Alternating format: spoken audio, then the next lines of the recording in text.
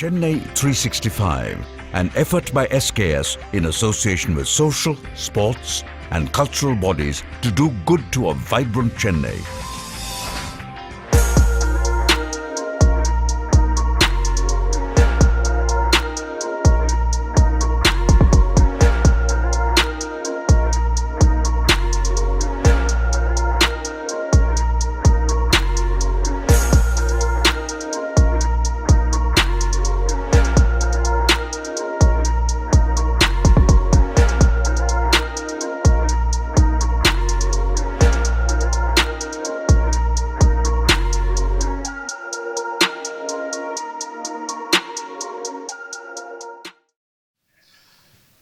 நேற்று கோரமான விபத்தில் உயிரிழந்து போனார்கள் நம்முடைய சகோதர சகோதரிகள். அந்த விமான பயணத்திற்கும் தமக்கும் எந்த விதமான தொடர்பும் இல்லாமல் உணவருந்தி கொண்டிருந்தவர்களும் மரித்து போனார்கள். அவர்கள் எல்லோரும் நம்முடைய சகோதர சகோதரிகள் என்கின்ற நினைப்புடன் ஒரு நிமிடம் அவர்களுக்காக மௌன அஞ்சலி செலுத்துமாறு தாழ்மையுடன் கேட்டுக்கொள்கிறேன்.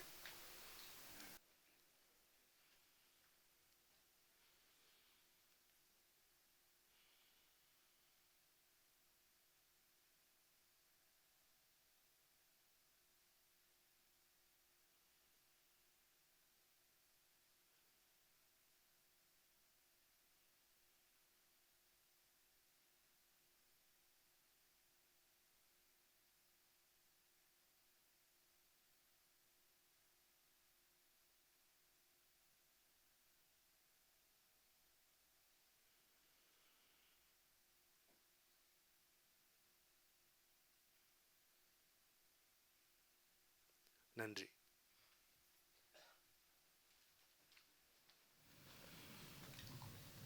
வெள்ளை மலர்மிசை வேத கருப்பொருளாக விளங்கிடுவாய், தெள்ளு கலை தமிழ்வாணி நினக்கொரு விண்ணப்பம் செய்திடுவேன். எள்ளத்தனை பொழுதும் பயனின்றி இராது என்ற நாவினிலே வெள்ளமெனப் பொழிவாய் சக்திவேல் சக்திவேல் சக்திவேல். இது பாரதி வாக்கு. அன்பர்களே வணக்கம். ஸ்ரீகிருஷ்ணா ஸ்வீட்ஸும் தியாக பிரம்ம கான சபாவும் இணைந்து வழங்கும் காலங்களில் அவன் வசந்தம் தொடரின் 103வது நிகழ்ச்சிக்கு உங்களை வரவேற்பதில் பெருமகிழ்ச்சி கொள்ளுகிறேன். அண்மை காலமாக விழா வாரம், விழா 10 நாட்கள், விழா மாதம் என்று நடந்து கொண்டிருக்கிறது. அந்த எல்லா விழாக்களுக்கும் நாயகராய் விளங்குகின்ற நம்முடைய அன்புக்கும் மரியாதைக்கும் விருது பெற்று நமக்கு பெருமை சேர்த்திருக்கும் நல்லியார் அவர்களுக்கு இருகரம் கூப்பி உங்கள் அனைவரின் சார்பில் வணக்கமும் வாழ்த்துக்களும் தெரிவித்துக் கொள்கிறேன்.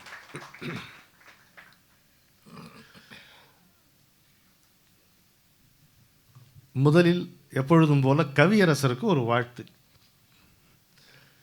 இன்றை காலையில் எழுதிய ஒரு 4 வரிகள். அன்றாட வாழ்க்கையில் அடிமனக் குடிலுக்குள் அன்றே நுழைந்தவன் நீ. அன்றாட வாழ்க்கையில் அடிமனக் குடிலுக்குள் அன்றே நுழைந்தவன் நீ. அல்லல்கள் இன்பங்கள் ஆதங்கம் என்று வரும் அத்தனைக்கும் சாட்சி நீ. ஒன்றான உண்மைக்கு பல வண்ணம் தீட்டிடும் ஒப்பற்ற பாவலன் நீ. ஓட்டத்தில் அமைதி நீ. ஓட்டத்தில் அமைதி நீ. ஓயாத வெள்ளம் நீ. கூட்டத்தில் குதூகலம் நீ. அன்றைக்கும் இன்றைக்கும் என் நெஞ்சை ஆள்கின்ற அடிநாத காதலும் நீ. அனுபவம் பருகிடும் தனிமையின் முற்றத்தும் அகலாத முழு நிலவு நீ. அன்றைக்கும் இன்றைக்கும் என் நெஞ்சை ஆள்கின்ற அடிநாத காதலும் நீ. அனுபவம் பருகிடும் தனிமையின் முற்றத்தும் அகலாத முழு நிலவு நீ. என்றைக்கும் நன்றியுடன் எதிர் நிற்கும் ஏழையினை எப்போதும் நினைவில் வைப்பாய். எங்கள் மலையரசியின் எழிலார்ந்த புதல்வனே எனதருமை கவியரசனே என்று கண்ணதாசன் அவர்களுக்கு இது வாழ்த்தா வணக்கமா எப்படி வேண்டுமானால் எடுத்துக்கொள்ளுங்கள். இன்றைக்கு சிறப்பு விருந்தினராக வந்து நம்முடைய நிகழ்ச்சிக்கு பெருமை சேர்ப்பதற்காக வந்திருப்பவர் பெருமாள் அவர்கள். MS பெருமாள் அவர்கள். காஞ்சி பெரியவர் பெரும் ஆள் என்பதனால் பெருமாள் என்றார். அப்படி ஐயாவுக்கும் எனக்கும் உள்ள நட்பை பற்றி நான் உரையாடலின் போது நடுவில் சொல்லுகிறேன். பெற்ற தந்தைக்கு பெருமை சேர்த்தவர், பெற்ற தமிழின் பெருமையை காப்பவர். இல்லையா? பெற்ற தந்தைக்கு பெருமை சேர்த்தவர், பெற்ற தமிழின் பெருமையை காப்பவர், வானொலி தொலைக்காட்சியை வளர்த்து வளர்ந்தவர், தேனாய் இனிக்கின்ற நிகழ்ச்சி பல தந்தவர், அருமையாய் பிறைகள் 1000 கண்டீர், பெருமையுடன் 100 வசந்தங்கள் காண்கவே என்று பராசக்தியின் அருளை நம்ம வேண்டி அவரிடம் உங்களையும் என்னையும் ஒப்படைக்கிறேன். அனைவருக்கும் வணக்கம். கிட்ட கவியரசு கண்ணதாசன் அவருடைய நெடிய புகழை அடுத்தடுத்த தலைமுறைகளுக்கு கடத்தி கொண்டிருக்கும் காலங்களில் அவன் வசந்தம் தொடரின் 103வது நிகழ்ச்சி. இதில் கலந்து கொள்வதில் எனக்கு இரட்டிப்பு மகிழ்ச்சி. ஏனென்றால் இது கவியரசு கண்ணதாசன் பிறந்த மாதம். இந்த மாதத்தில் அவரை கொண்டாடுவதற்கு எனக்கு கொடுத்து வைத்திருக்கிறது. எனவே கண்ணதாசனுடைய பெருமைகளை பற்றி 100 நிகழ்ச்சிகளிலே நிறைய சொல்லியிருக்கிறார். நிறைய நானும் நிகழ்ச்சிகளை பார்த்திருக்கிறேன். என்னுடைய பார்வையில், என்னுடைய பழக்கத்தில் அவரிடம் நான் கண்ட சில பண்புகளையும் அவருடைய சிறந்த பாடல்களையும் பகிர்ந்து இந்த நிகழ்ச்சியில் வழங்க நண்பர் ரமணனோடு கலந்து உரையாடி, நான் மட்டும் உரையாடி அவர் பாடி இந்த நிகழ்ச்சியை நடத்த விரும்புகிறேன். கவியரசு கண்ணதாசனை பற்றி நினைக்கும் போது அவர் ஒரு சோகத்தில் எழுதின பாடலாக இருந்தாலும் கவிதையாக இருந்தாலும், நேரு இறந்தபோது அவர் எழுதின ஒரு கவிதையிலே நேருவை பற்றி 2வது வரியில் தான் வருது, 2வது 3வது வரியில் தான் வருது. அகரமெனும் குடிசையிலே ஆரம்பமானவளே, ஆரியர்தம் வாய்மொழிக்கும் அடைமொழியா நின்றவளே, தொல்காப்பியன் மனதில் தொட்டில் கட்டி கொண்டவளே, பல்காப்பியங்களிலும் பருவமகள் ஆனவளே என்று தமிழ்த்தாயை அவர் வாழ்த்தி வணங்கியதைப் போல் அவருக்கும் அதே வாழ்த்துக்களை உறுத்தாக்கி தொடர்கிறேன். கண்ணனின் காதலன் மட்டுமல்ல, கண்ணனின் காதலனும் கண்ணதாசன் தான்.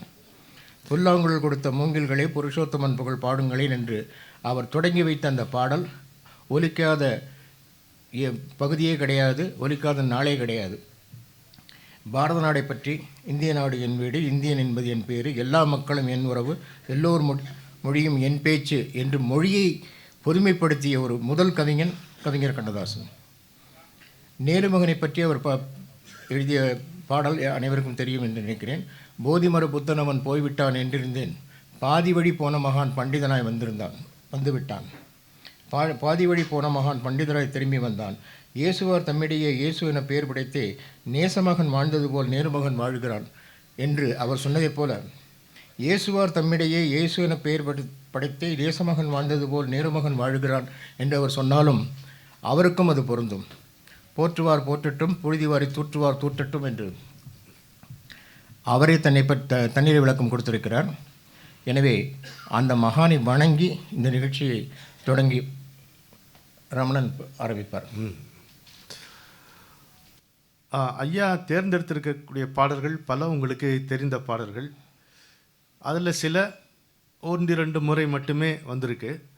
இந்த நிகழ்ச்சியில் வராத பாடல்களும் உண்டு. அது வரும்போது நம்ம பார்த்துப்போம்.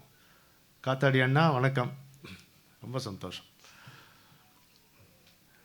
கம்பர் நாட்டை வர்ணிக்கும் பொழுது, நாட்டை வளத்தை வர்ணிக்கும் போது முதல்ல கிண்டல் பண்ணுற மாதிரியே தோணும். என்னையா நாடு, அங்கே நல்லி செட்டியாரே கிடையாது. ஆமாம், வள்ளல் தன்மையே இல்லை அங்கே.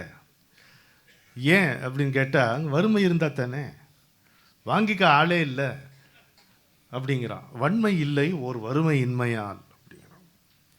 திண்மை இல்லை ஓர் செருணர் இன்மையால்.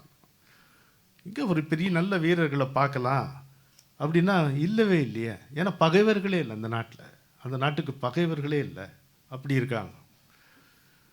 அதை விட்டுருங்கய்யா, உண்மையே இல்லையா இந்த நாட்டில், உண்மையே இல்லை. ஏன் ஒரு பயம் பொய் சொல்கிறது இல்லையே, உண்மையின் தனியாக நாங்கள் எப்படி பிரித்து பார்க்கறது அப்படின்ட்டு. வெண்மை இல்லை பல கேள்வி மேவலான்னு ஒரு பஞ்ச் லைன் கொடுக்குறார். வெண்மைனா இந்த வெள்ளந்தித்தனம் சொல்கிறோம்ல, அறியாமை தான். வெள்ளை உள்ளம் சொல்கிறோமே, அது ஒரு பாராட்டு கிடையாது. வெள்ளை உள்ளம்ங்கிறது இக்னோரன்ஸை குறிக்கக்கூடியது. ஆனால் குழந்தைகளுக்கு சொல்லும்போது அது பொருள் வேறுபடுது. இப்போ வெண்மை இல்லை பல கேள்வி மேவலாங்கிறார். பலவிதமான கல்வி அறிவு கேள்வியாக வந்து செவிகளிலே விழுந்து கொண்டே இருப்பதால் அங்கே யாரும் வந்து இக்னோரன்ஸுங்கிறதுக்கு வாய்ப்பே இல்லைங்கிற மாதிரி இருக்கு. இதை வச்சு ஒரு பாட்டு இருக்குது. அந்த பாட்டுக்குள் நாம் நுழைவதற்கு முன்னால் அரங்கத்திற்குள் இப்போது நுழைந்த முரளி அவர்களை அழைத்து நம்முடைய ஐயா அவர்களுக்கு மரியாதை செய்யுமாறு கேட்டுக்கொள்கிறேன்.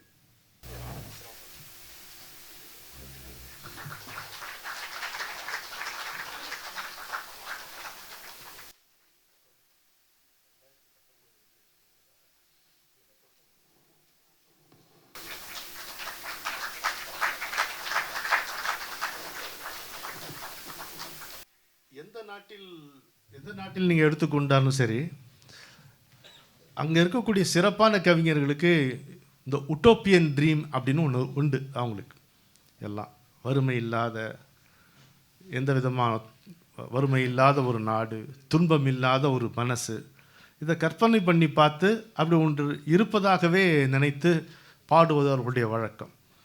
இது இம்ப்ராக்டிக்கல் என்று நினைத்து கொள்வது தவறு அப்படிங்கிற ஒரு கவிஞன் என்கின்ற முறையில் என்னுடைய கருத்து. ஒரு கவிஞன் என்பவன் தொடர்ந்து நம்பிக்கையை விதைத்து கொண்டே இருக்க வேண்டும்.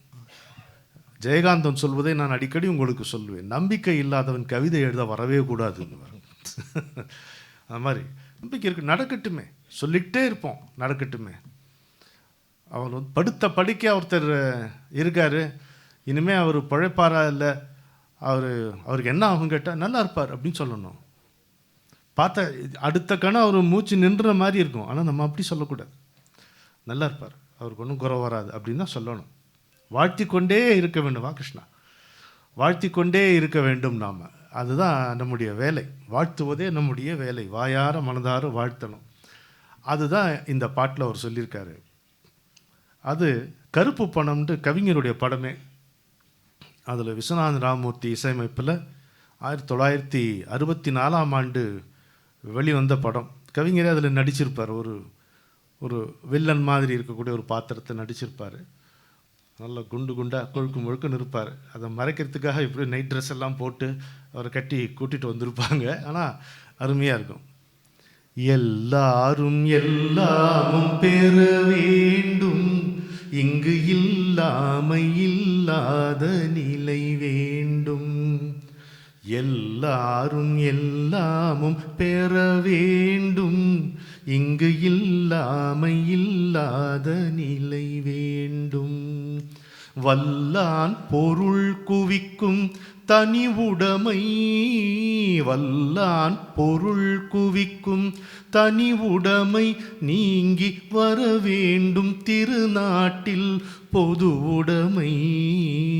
எல்லாரும் எல்லாமும் பெற வேண்டும், இங்கு இல்லாமை இல்லாத நிலை வேண்டும். இருட்டில் மறைந்து கொள்ள விளக்கணைப்பார் சிலர், கிணற்றில் இருந்து கொண்டு உலகளப்பார். இருட்டில் மறைந்து கொள்ள விளக்கணைப்பார் சிலர், கிணற்றில் இருந்து கொண்டு உலகளப்பார். நெருப்பை மடியில் வைத்து மறைத்திருப்பார், அந்த நீசரையார் உலகில் பொறுத்திருப்பார். எல்லாரும் எல்லாமும் பெற வேண்டும், இங்கு இல்லாமை இல்லாத நிலை வேண்டும். பாலென அழுவோர்க்கு பால் தருவோம், பசும் கூழென துடிப்போர்க்கு சோறிடுவோம். தாயகம் காப்போரின் தாழ் பணிவோம், யாவும் தனக்கென நினைப்போரை சிறையிடுவோம். எல்லாரும் எல்லாமும் பெற வேண்டும், இங்கு இல்லாமை இல்லாத நிலை வேண்டும். ஒரு அருமையான கற்பனை உலகத்தை கவிஞர் பார்க்குறாரு. இதில் என்ன ஒரு சின்ன நயம் பாருங்களேன். பாலென அழுவோர்க்கு பால் தருவோம், பசும் கூழென துடிப்போர்க்கு சோறிடுவோம். ஒரு கூழ் கிடைச்சா போதும் சாமி அப்படிங்கிறவனுக்கு கூழ் என்னடா உட்காடுறான்ட்டு நல்லா தலைவாழை இலை போட்டு விருந்தே வச்சுருவோம், சோறை போட்டுருவோன்ட்டு. ஆனால் பாலனை அழுவோருக்கு பால் தான். குழந்தை அழுதேன்றதுக்கு அதுக்காக வந்து நம்ம வேறு எதையும் ஊட்ட முடியாது, அதுக்கு பால் தான். என்ன அழகாக இருக்குது பாருங்கள், இந்த நயம் அதுலேயே நல்லா இருக்குது. நீங்கள் இந்த வீடியோவை பார்த்தீங்கன்னா கவிஞருடைய ஒரு சின்ன சிறப்பை நீங்கள் பார்க்கலாம். கவிஞரை நடிக்கிறார்ல அந்த பாட்டில், சீர்காழி பாடும் பொழுது பசும் கூழென துடிப்போர்க்குன்னு பாட மாட்டார், பசுங் கூழென துடிப்போர்க்கு. இந்த இலக்கணத்தில் எப்படி எழுதியிருக்கோ அப்படியே தான் அவர் பாடியிருப்பார். கவிஞர் அப்படியே வாயசிச்சிருப்பார் குமணன், பார்க்க அது மாதிரி பசுங் கூழென அப்படி இருக்கும். பசுன்னு வந்துடும், டெம்டேஷனில் வராது அவருக்கு. பசுங் கூழென துடிப்போர்க்கு சோரிடுவோம் அப்படின்னு பாடியிருப்பார். அருமையான பாட்டை இந்த நிகழ்ச்சியின் முதல் பாட்டை அமைத்திருக்கும் பெருமாள் அண்ணனுக்கு நம்முடைய நன்றியை தெரிவித்துக்கொண்டு, எல்லாரும் எல்லாமும் பெற வேண்டுங்கிற இது படத்துக்காக ஏதோ அவர் சொந்த படம் தான், அவர் எழுதின பாட்டு தான். விஸ்வநாதன் தானே இது பாட்டு, விஸ்வநாதன் ராமூர்த்தி அவங்க பாடி இந்த படத்துக்காக பாடாமல் அவருடைய வாழ்க்கையிலையும் அதை வந்து கடைப்பிடிச்சாருங்கிறதுக்கு ஒரே ஒரு எக்ஸாம்பிள் மட்டும் சொல்கிறேன். நான் நேரடியாக நான் வந்து அனுபவப்பட்டது, அதுக்காக சொல்ல வரேன். ஒரு சின்ன announcement. Okay okay, thank you. Sorry, மைக்கு முன்னால் மற்றவங்களை வேலை வாங்கி தான் பழக்கம், மைக்கு பேசி பழக்கம் இல்லை. ஒரு சின்ன அனௌன்ஸ்மெண்ட்டு.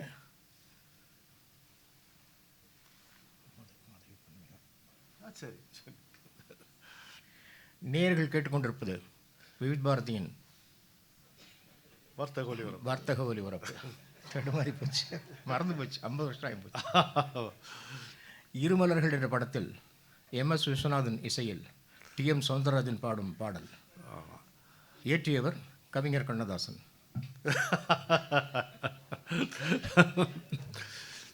மாதவி பொன்மயிலாள் தோகை வீரித்தாள், பொறுமையா இருங்க, நல்ல மையிட்ட கண் மலர்ந்து தூது விடுத்தாள், காதல் மழை பொழியும் கார்முகிலாய், இவள் காவலன் நான் இருக்க பேரெழிலாய். என்னம்மா எழுதியிருக்காருல்ல கண்ணதாசன் அப்படின்னு தோணும். இருங்க இருங்க இருங்க இருங்க இருங்க, இந்த பாடல் எனக்கு உயிர் மேல ஆசை இல்லையா, எனக்கு வீட்டுக்கு போகணுன்னு ஆசை இல்லையா? இந்த பாடல் ஒலிபரப்பாயிட்டு இருக்க நேரத்தில் விவித் பாரதியில் நான் இப்போ வேலை பார்த்துட்டு இருந்தேன். ஒலிபரப்பாயிட்டு இருக்க நேரத்திலேயே கவிஞர்கிட்டேருந்து ஃபோன் கால். இந்த பாட்டு தம்பி வாலி எழுதுனது, இவ்வளோ அருமையான தமிழில் எழுதியிருக்கான் அந்த பையன், அவர் கொடுக்க வேண்டிய மரியாதை வந்து, அவர் கொடுக்க வேண்டிய புகழை வந்து நான் தட்டிட்டு போகிறதுக்கான ஆள் இல்லை. உழைச்சதுக்கான பலன், அது பணமோ புகழோ எதுவாக இருந்தாலும் பணம் மட்டும் வந்து பகிர்ந்து கொடுக்கணும்னு அவசியம் இல்லை. புகழ் வந்தாலும் கூட அவங்களுக்கு உரியதை கொடுத்துட்டு தான் அடுத்து இது பண்ண முடியும். அதனால் இயற்றியவர் வாலின்னு அனௌன்ஸ்மெண்ட் கொடுங்க இந்த பாட்டு முடிகிறதுக்குள்ளே அப்படின்னு அவர் வந்து கவிஞர் சொன்னார். கவர்மெண்ட் ஆஃபீஸுக்குன்னே ஒரு கெத்து ஒன்று இருக்கும். நீங்கள் சொல்கிறீங்கிறதுக்காக நான் வந்து, நீங்கள் ஃபோனில் சொல்கிறீங்க, நீங்கள் கவிஞர் தான் பேசுகிறீங்கன்னு எங்களுக்கு தெரியாது. எங்கள் ஆஃபீஸர், அவருடைய கெசட் ஆஃபீஸர், அவர் அப்படி தான் பேசுவார். சொல்ல முடியாது. அது ஆச்சரியமாக இருக்குல்ல. இப்போ நம்மன்னா நீங்கள் அந்த ஃபோனில் இருந்தீங்கன்னு வச்சுங்க, நீங்கள் எப்படி ஃபீல் பண்ணியிருப்பீங்க? இல்லை துடிச்சிருப்போம். ஆமாம், கவிஞரே ஃபோன் பண்ணுறாருன்னா எவ்வளோ நமக்கே ஒரு பெரிய பெருமை. ஆனால் இவர் இந்த மாதிரி கெத்த அந்த மாதிரி சொல்லி முடிச்சுட்டு, அதனால் நான் ரெக்கார்டில் என்ன இருக்கோ அதான் நாங்கள் ஃபாலோ பண்ணுவோன்ட்டார். பண்ணிவிட்டு ஃபோனை வச்சுட்டார். அந்த பாட்டு முடிகிறதுக்குள்ள மறுபடியும் கவிஞர்லேருந்து ஃபோன். சரி, உடனே இவர் பண்ணார், என்ன யார் கண்ணதாசன்? ஏன்னா அவர் வந்தவர் வந்து ஆந்திராவிலேருந்து வந்தவர். யார் கண்ணதாசன்? சும்மா ஃபோன் பண்ணி எதுவும் பண்ணிட்டுருக்காரு, நம்ம டிஸ்டர்ப் பண்ணிட்டுருக்காரு, 8 மணிக்கு மேலே வேலை பார்க்குறதே பெரிய விஷயமா இருக்குது, இவர் ஃபோன் வர அட்டன் பண்ணணும் அப்படி இப்படின்னு கொஞ்சம் இதெல்லாம் போய்ட்டு, நீ யாராவது பேசுங்கன்ட்டார். எனக்கு கவிஞர்கிட்ட பேசுகிறேன்னு நமக்கு என்ன, வணக்கம் ஏன்ட்டு ஆரம்பித்தேன். உங்களுடைய சர்க்கார் சட்டத்திட்டங்களுக்கு நீங்கள் எனக்கு எப்படி செய்யணுமோ கட்டுப்படுங்க, நான் அதை குறுக்க நிற்கலை. ஆனால் ஒரே ஒரு இது, இந்த பாட்டு முடிகிறதுக்குள்ளேயாவது அல்லது அடுத்த முறை இந்த பாட்டு போடும்போது இசை சோன்ஸோ எல்லாம் நீங்கள் சொல்லி முடிச்சுட்டு, இந்த பாடலை இயற்றியவர் கண்ணதாசன் அல்ல அப்படின்னு அனௌன்ஸ்மெண்ட் கொடுங்க. அதை சொல்கிறதுக்கு எனக்கு உரிமை உண்டு. எனக்கு உரிமை இல்லாத விஷயத்தை புகழை நான் தேடிக்கொள்ள விரும்பவில்லை. நியாயமாக கிடைக்க வேண்டிய புகழ் வந்து அந்த தம்பி கிடைக்க வேண்டியது கொடுக்கணும் சொல்லிவிட்டு, அன்றைக்கே மறுநாளே அந்த கம்பெனி மணிஜேசினி ஃபிலிம்ஸ் நினைக்கிறேன், அவங்களுக்கு சொல்லி விஸ்வநாதன் மூலமாக சொல்லி இந்த பாடல் இயற்றியவர் வந்து கவிஞர் வாலின்னு அவங்கள்ட்ட லெட்டர் பேடில் வாங்கிட்டு மறுநாளைக்கு ஆஃபீஸில் உங்களுக்கு கொடுத்தாரு. அந்த பொறுப்பு வந்து அதான் இந்த எல்லாரும் எல்லாமும் பெற வேண்டுங்கிற பாட்டுக்கு வந்து விளக்கமாக வாழ்ந்தவர் கவிஞருங்கிறதுக்கு என்னோட நான் ரொம்ப மனசு நெகிழ்ந்து நான் வந்து அதை சொல்கிறேன். 50 வருஷம் ஆச்சு, 53 வருஷம் ஆகி போச்சு இதை ஆரம்பிச்சு. ரொம்ப அருமை அண்ணா. இந்த பாட்டுக்கு இப்படி ஒரு பரிமாணத்தை நீங்கள் இங்கே இன்ட்ரொடியூஸ் பண்ணதுக்கு சிறப்பாக உங்களுக்கு ஒரு நன்றி. அப்புறம் நீங்கள் சொல்லுங்கள். ஏதோ நம்ம எப்போ ஒரு வாட்டி பார்த்தாலும் உங்கள் வாழ்த்து எனக்கு எப்பவுமே உண்டு. எங்கே இருந்தாலும் வாழ்கன்னு வாழ்த்திட்டு தானே இருப்பீங்க நீங்கள். எங்கே இருந்தாலும் வாழ்க. முன்னால் எப்போ நம்ம முதல் சந்திப்பில் இப்போ நேயர் விருப்பம் சொல்லுங்க. எனக்கு அந்த பாடல் நீங்கள் கொஞ்சம் பாடி காட்டணும். எதுப்பா? கலைஞனின் தாயகம். அது ஞாபகமே இல்லை எனக்கு. பல்லவி மட்டும். பல்லு தான் ஞாபகம் இல்லை. தமிழிசையில் கல்லும் கனிந்துருகும் தெய்வம் தமிழ் மொழி கேட்டு தலையசைக்கும். தமிழிசையில் கல்லும் கனிந்துருகும் தெய்வம் கவிமொழி கேட்டு தலையசைக்கும். கோவிலெல்லாம் கலை கொஞ்சி நடமாடும் கோபுர கலசமாய் கதிர் வந்து ஆடும் தமிழிசையில் அப்படின்னு வரும். அது ஒரு டிஸ்டன்ட் ஞாபகம். அது கலைகளின் உயிராக வளர்ந்திடும் தமிழ். அப்படி இருக்கு பல்லவி. 1985 அண்ணா என்னை கூப்பிட்டு முதல் நிகழ்ச்சியே அவருக்கு நேஷனல் ப்ரோக்ராம் அவருடைய பாடலுக்கு சித்ரா விஸ்வேஸ்வரன் பர்ஃபார்ம் பண்ணி மகாலிபுரத்தில் ஷூட் பண்ணி நேஷனலில் போன ப்ரோக்ராம் அது. ஃபஸ்ட்டு எடுத்த உடனே 3 பங்கு பேமெண்ட் வாங்கினேன். ஆமாம். அதுக்கப்புறம் அவர் டிவி பக்கம் வந்தாரான்னு தெரியாது எனக்கு. இல்லை வந்து யாரும் அப்படி கொடுக்கல. இந்த ஒரு பாட்டுக்கு 1985 ஜனவரி 1ஆம் தேதி அது ஒளிபரப்பாச்சு. சுத்தமாக ஞாபகம் இல்லை, சாரி. ஆனால் அதுக்கு 300 ரூபாய் இவர் கொடுத்தாரு. அது மட்டும் நல்லா ஞாபகம் எனக்கு. மகிழ்ச்சி. எங்கிருந்தாலும் வாழ்க. இந்த வாழ்த்து எல்லாருக்கும் சேர்ந்தது. அதுக்கு முன்னால் அவர் ஒரு சின்ன இன்ட்ரொடக்ஷன் மட்டும் நான் கொடுத்தேன். சொல்லு. திரைப்பட பாடலாசிரியரோட பங்கு என்ன அப்படிங்கிற ஒரு கேள்வி நீங்கள் கேட்டிங்கன்னா, மெட்டுக்கு பாட்டு எழுதுறது, துட்டுக்கு பாட்டு எழுதுறது எல்லாம் கவிஞரும் எம்எஸ் விஸ்வநாதன் பேசும்போதெல்லாம் நான் அடிக்கடி பேசியிருக்காங்க. மெட்டுக்கா துட்டுக்கா அப்படிம்பாங்க. அப்புறம் அந்த மாதிரி ஒரு ப்ரொடியூசருக்கு வேண்டியவர், அதுக்காக கவிஞரான சில பேர் இருக்காங்க. இப்படிலாம் சில விஷயங்கள் நடந்துகிட்ருக்கு. அன்றைக்கி இருந்தது இன்றைக்கி இருந்து அது வேறு விஷயம்.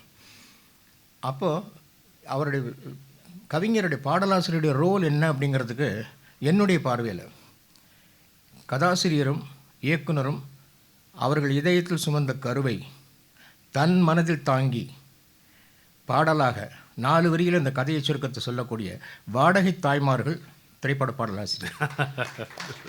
என்னுடைய பார்வையில் அதான் சரகேட் மதர்ஸ்.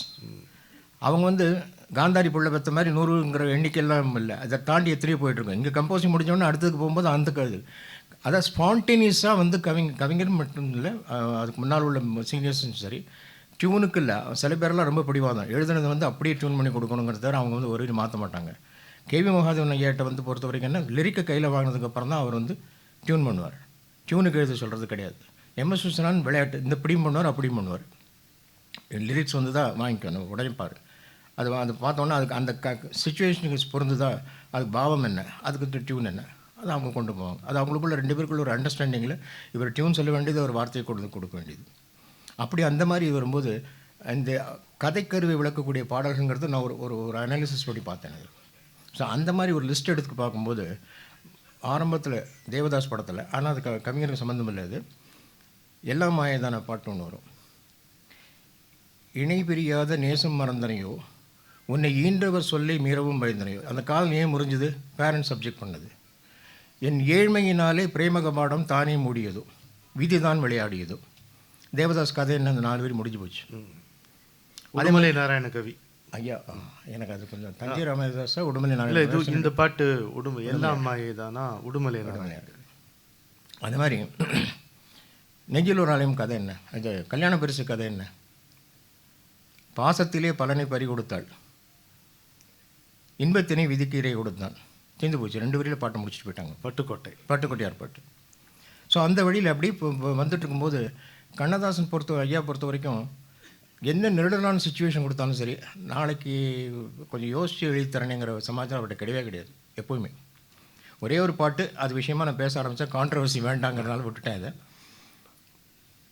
இந்த எங்கிருந்தாலும் வாழ்க அவர் ஆரம்பித்தார் இல்லையா, இந்த நெஞ்சில் நுழையும் கதை என்ன? வருவாய் என நான் தனிமையில் நின்றேன். இவன் அவளுக்காக காத்துட்ருக்கான்.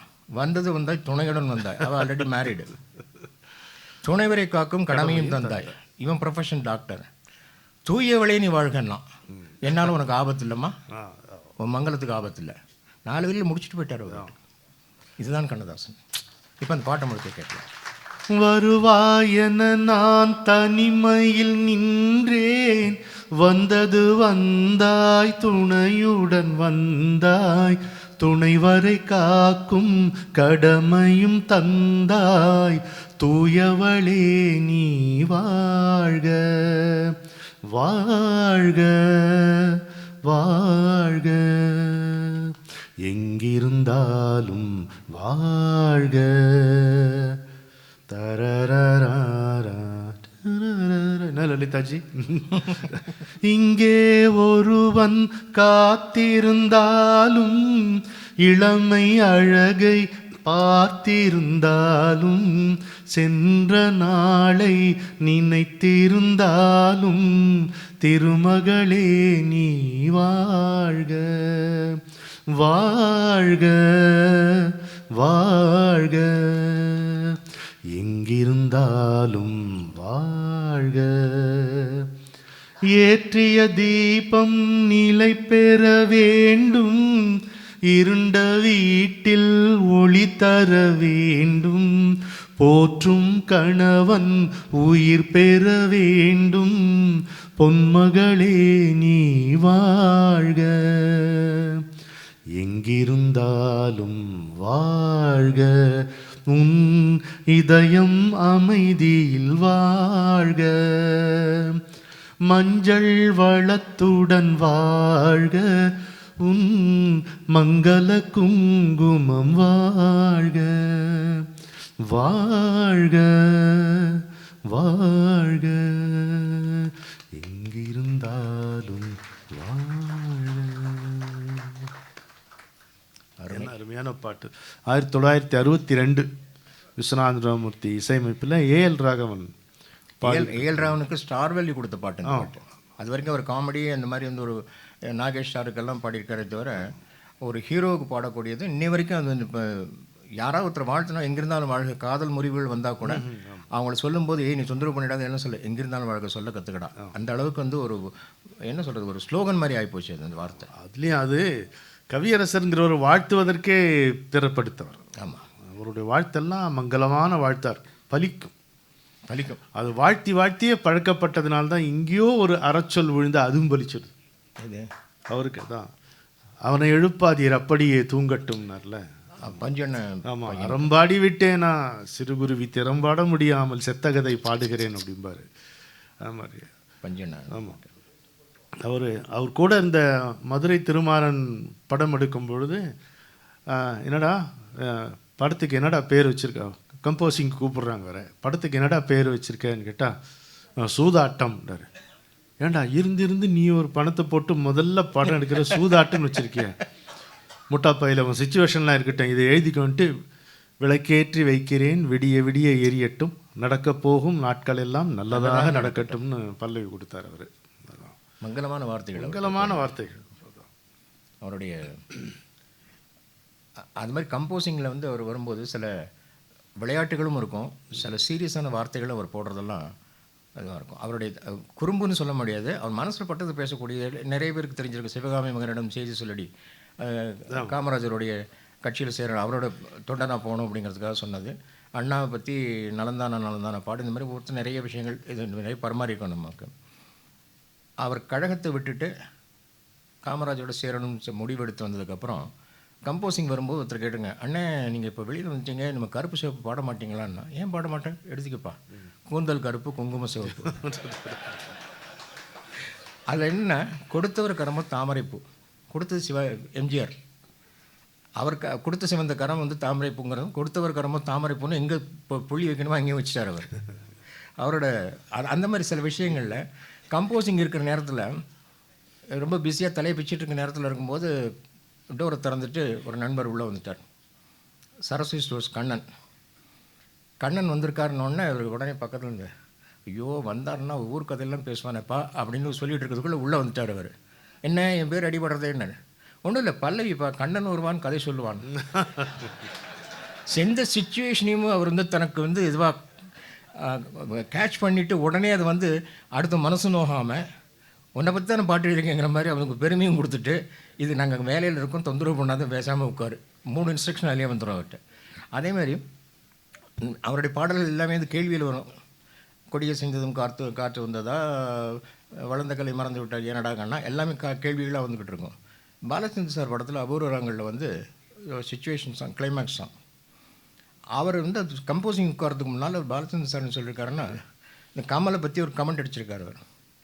இப்படி திரும்பி இந்த மாதிரி இந்த பார்த்துட்டு இது தூக்கி போட்டு போ அப்படின்னா, இது என் கையில் இருந்தால் உங்களை என்ன பண்ணும், இதை நான் தூக்கி போடுறதுனால என்ன நடக்க போகுது, இது யார் கைக்கு போக போகுது, இது சொன்னால் தான் நடிப்பேன் மக்கால் அப்படின்னு பாலச்சந்தர். எந்த கேள்விக்கு எந்த சீன் ஷாட் வச்சாலும் இது ஏன் நான் என்ன பண்ணணும், அவன் என்ன பண்ணுறான், நான் என்ன பண்ணுறேன், கேட்டு நம்ம கேள்வி கேட்டு கொல்றான்ப்பா அப்படின்னு முணுமுணுத்துக்கிட்டு வந்து, ஆனால் இந்த சீன் அவனுக்கு தான் அப்படின்னு உடனே பல்லவி, கேள்வியின் நாயகனே உன் கேள்விக்கு பதில் என்னையா. எவ்வளோ ஹெவியான ஒரு சாங் வந்து சுச்சுவேஷனை அப்படி அவர் பேசி முடித்த உடனே அங்கேருந்து உடனே பல்லவி. இதெல்லாம் வந்து அவர்கிட்ட வியந்து பார்க்கக்கூடிய நிறைய விஷயங்களில் உள்ள அனுபவத்தோடு சேர்ந்து நான் பார்த்துருக்கேன், பழகியிருக்கேன். 1-2 சந்தர்ப்பங்கள் தான், மற்றவங்க மாதிரி எனக்கு வந்து அதிகமான பழக்கம் கிடையாது. 1-2 சந்தர்ப்பங்களை விட பழகிறதுக்கு கிடைக்க சந்தர்ப்பங்களில் இதெல்லாம் நம்ம லைஃப்பில் மறக்க முடியாத சமாச்சாரங்களாக போகுது எனக்கு. அவரோட அந்த அந்த அந்த விளையாட்டுத்தனம்ங்கிறத விடாமல் காரியத்தில் அந்த இடத்த கொடுத்து வேஸ்ட் பண்ணாமல் சொன்னது நீ தானே கூட சொல்லுவாங்க இல்லையா, எம்எஸ்வி ஏதோ சொன்னாருங்கிறதுக்காக நீ தானாங்கிற மாதிரி. அந்த மாதிரி அவர் வந்து எதுவாக இருந்தாலும் உடனே அந்த இடத்த வந்து தனக்கு தன் இதுக்கு என்ன சொல்கிறது வேகத்துக்கு வந்து அந்த வார்த்தைகள் எடுத்து கொண்டு போகிற அபூர்வமான சமாச்சாரங்கள். அந்த கதைக்கரு விளக்கும் பாடல்கள் அந்த பட்டியலில் வரும்போது 4 வரியில் வந்து அன்னை படத்தினுடைய கதையை சொல்லுவார். மூத்தவ பணக்காரி, எல்லா செழிப்பும் இருக்குது, ஆனால் குழந்தை செல்வம் கிடையாது. தங்க ஒரு ஏழையை கல்யாணம் பண்ணிட்டு போனால் அவளுக்கு குழந்தை இருக்குது, ஆனால் செல்வம் கிடையாது. குழந்தை பேர் தான் செல்வமே தவிர அவளுக்கு கிடையாது. அதை இந்த அம்மா வந்து பூவாகி காயாகி கனிந்த மரம் என்று பூவாமல் காக்காமல் பிறந்த மரம் ஒன்று, காய்க்காத மரத்தடி தேனாறு பாகிதடா, கனிந்து விட்ட சின்ன மரம் கண்ணீரில் வாடுதடா, ஊருக்கெல்லாம் நான் கொடுத்தேன் திருப்பி கேட்கவில்லை, உறவையெல்லாம் வாழ வைத்தேன் கடனை கேட்கவில்லை, எனக்கு தந்த செல்வத்தையே திருப்பி கேட்க வந்தார், இந்த செல்வம் திருப்பி தரும் செல்வம் இல்லை கண்ணே. முடிச்சிட்டாங்க அந்த அம்மா. செல்வம் வந்து கதாபாத்திரனுடைய பேர். இது தொடர்பாக இன்னொரு விஷயம், அவ்வளோ தொடர்கில் ஆடுமடி தொட்டில்னு ஒரு பாட்டு வரும். அதில் 3 கதாபாத்திரங்களுடைய பேரும் அதுக்குள்ளே வர மாதிரி பண்ணியிருப்பார். கண்ணம்மா என்றழைக்கும் பாரதியின் பாட்டு, பாரதி வந்து இந்த ஸ்ரீபிரியா பண்ண கேரக்டர். கவிதையிலே நான் ரசித்தேன் கேட்டு, கவிதா. அதே மாதிரி நெற்றியிலும் திலகம் வைத்தான், நெஞ்சிலும் திலகம் வைத்தான், திலக் அந்த ஹீரோ பேர். இந்த 3 பேரையும் வந்து கதைக்குள்ளே உள்ள பேரை வந்து பாட்டுக்குள்ளே கொண்டு வந்துடுறாரு. கதையில் இல்லாத ஒரு விஷயத்தை வந்து கடைசி வரியில் வச்சுருந்தார். சொல்லிவிட்டு சிரிச்சிருக்கார் அவர். ஐயனுடன் கோவில் கொண்டாள் போட்டுட்டு அடிவானம் தள்ளியிருந்தால் அலைமேலும் மங்கை அப்படி முடிக்கும். அலைமேலும் ஸ்ரீபிரியாவோட பேர், ஸ்ரீபிரியாவோட ஒரிஜினல் பேர். ஸோ இந்த மாதிரி அவருடைய எந்த சந்தர்ப்பத்திலையும் யாருக்கும் நீ 4 விஷயம் கேட்டால் 5 விஷயமா எடுத்துக்கோ, 6 விஷயமா எடுத்துக்கோங்கிற மாதிரி அவரோட தாராளமாக இதுகள் வந்து நமக்கு கொடுக்கக்கூடிய விஷயங்கள். அது மாதிரி அன்னையில் வந்து தூக்கி வளர்த்தவள் தாய் என்றால் ஆக்கி வளர்த்தவள் பேர் என்ன, அன்னை என்பவள் நீதான பாட்டில் ஒரு வார்த்தை தான். தூக்கி வளர்த்தவள் ஆக்கி வளர்த்தவள், தாங்கிய தாய்க்கே வாங்கிய தாய்க்கே மகன் என்றால் தாங்கிய தாயின் உறவு என்ன. ஒரு வரி ஒரு எழுத்தை மாற்றி போட்டு 2 வரியில் வந்து திருக்குறள் மாதிரி வந்து கதையை சொல்லிட்டு போயிட்டார். மிச்சத்தை நீங்கள் என்ன வேணாலும் பண்ணிக்கணுங்கிற மாதிரி. ஸோ அந்த ஸ்பான்டினிட்டி மட்டும் இல்லை, மனசில் வாங்கிட்டு எப்படித்தான் வந்து இப்போ நமக்கெல்லாம் இப்போ ராமாயணம் கதை சொல்லுங்கன்னு சொன்னாக்கா எங்கேருந்து ஆரம்பிக்கணும்னு ஒரு 10 நிமிஷமாக யோசிப்போம். அவர் ஒரு சுச்சுவேஷன் சொன்ன உடனே டக்குன்னு வார்த்தைகள் வந்து விடுறதுன்னா கேஎஸ் கோபாலகிருஷ்ணன் வந்து ஒரு இன்சிடென்ட் சொன்னார் என்கிட்ட. கண்ணதாசனை கூப்பிட்டு பாட்டு எழுத வாங்கன்னு கூப்பிட்டதுக்கப்புறம், எப்பா அந்த ஆள் வந்து சேரில் உட்கார மாட்டான், ஒரு திண்டு போட்டு திவான் போட்டு அவருக்கு சௌரியமாக பண்ணி கொடுங்க, கொஞ்சம் சாஞ்சி ஒரு கழிச்சு படுத்துட்டு இந்த பள்ளிக்கொண்ட பெருமாள் மாதிரி உட்காந்து பாட்டு எழுதுவார் அப்படின்னு கிண்டல் பண்ணிவிட்டு அவர் வந்து இது பண்ணியிருக்கார். பண்ணிவிட்டு பக்கத்துலேயே ஒரு பீடம் ஒன்று போடுங்க, சரஸ்வதி தேவிக்கு ஒரு பீடம் போடுங்க. ஏன்னா சரஸ்வதி கை நிறைய வந்து இப்போ ஒரு அக்ஷய பாத்திரம் மாதிரி கையில் வச்சுக்கிட்டு வார்த்தை எடுத்து எடுத்து கொடுத்துட்ருக்கா. கண்ணுக்கு தெரியாத சரஸ்வதி பக்கத்தில் இருந்து அவளுக்கு வந்து சேவை பண்ணிகிட்ருக்கா. அந்த மரியாதை வந்து ஒரு இயக்குனர் வந்து ஒரு கவிஞர் மேலே வச்சுருந்தார். அந்த அந்த மரியாதை வைக்கக்கூடிய அளவுக்கு கவிஞர்கிட்ட இந்த திறமையும் இருக்குது அப்படிங்கிறதுக்குள்ள விஷயம். குலவிளக்கு படத்தில் மூத்தவள் அந்த குடும்பத்துக்காக தியாகம் பண்ணுறாங்கிற சமாச்சாரங்கள்லாம் வந்துட்டுருக்கும் அந்த கதையில். அவளுக்கு காசநோய் வந்து அவளை வந்து வீட்டை விட்டு ஒதுங்கி ஒரு அவுட் ஹவுஸ் மாதிரி இடத்துல ஒதுக்கி விட்டுருவாங்க. அந்த இதுக்கு வரும்போது 4 வரி தான் பாட்டு. தாயற்ற பிள்ளைக்கு தாயாக நின்று நீ மார்பில் வளர்த்தாயம்மா, மார்பில் அணைத்தாயம்மா, மார்பில் அணைத்தாயம்மா, உந்தன் தோளில் வளர்த்தாயம்மா, இன்று நோயிட்ட நேரத்தில் நாய்கட்டும் ஓரத்தில் பாயிட்டு வைத்தானம்மா, அதையும் வாய் விட்டு சொன்னானம்மா. சொல்லி முடித்தோடனே கேஜி சண்டாளா 13 அடியில் நான் படத்தை எடுத்து உட்காந்து நான் வந்து புரிய வச்சுக்கிட்டு இருக்கேன். 4 பேரையும் சொல்லிட்டு காசு வாங்கிட்டு போயிட்டுருக்கேன். அப்ரிசியேஷன்லேயும் அப்படி ஒரு அவங்களுக்குள்ள ஒரு அந்த மரியாதை க்ரியேட்டிவிட்டிக்கு வந்து உள்ள கொடுக்குற விஷயங்களை வந்து இவரை வாங்கி செஞ்சுட்டு சிரிச்சுக்கிட்டு அவரோட சிரிச்சுக்கிட்டு இறங்கி போயிட்டே இருக்கார். நீங்கள் சொல்லிட்டீங்க. இப்போ கவிதா கிருஷ்ணா உட்காந்துருக்காரு. அவர் நான் சிவாஜி கணேசனை பற்றியும் கண்ணதாசனை பற்றியும் நாங்கள் சொல்லி ரசிச்சுப்போம். ஆனால் அதில் ஒன்றாவது மைக்கில் சொல்ல முடியாது. அது மாதிரி அந்த அந்த அவர் அந்த அந்த கதையை சொன்ன உடனே அந்த சுச்சுவேஷன் கூட சொல்லணும், அவுட்லைன் சொன்ன உடனே அது மனசில் வாங்கிக்கிறது வந்து கிஃப்ட். அதுக்கு மேலே அப்படி ஒரு ஆளை நான் இது வரைக்கும் மற்ற கவிஞர்களை நான் பார்த்ததில்லை. இனிமேல் வரலாம், வரக்கூடிய மிக்க நன்றி. ஓகே பண்ணிக்கலாம். அங்கும் வருது அடுத்தது. இன்னொன்று இதில் 1-2 பாக்கி இருக்கு. சொல்லுங்க. டைம் ஆச்சு, 7 ஆச்சா. அது மாதிரி பாசமலர் பாட்டு நிறைய பேர் கேட்டிருக்கோம், ரசிச்சிருக்கோம், அழுதுருக்கோம் எல்லாம். அந்த பாட்டை பற்றினர்கள் அந்த 2 கேரக்டருடைய கதையை வந்து சொல்லும்போது 2 வரிகள் முடிச்சுருவோம். கடைசியில் பாசமலர் அந்த மலர்ந்து மலராத பாட்டில் சிறகில் இணை மூடி அருமை மகள் போல வளர்த்த கதை சொல்லவா, இப்படி சொல்லவாத. ஆமாம்.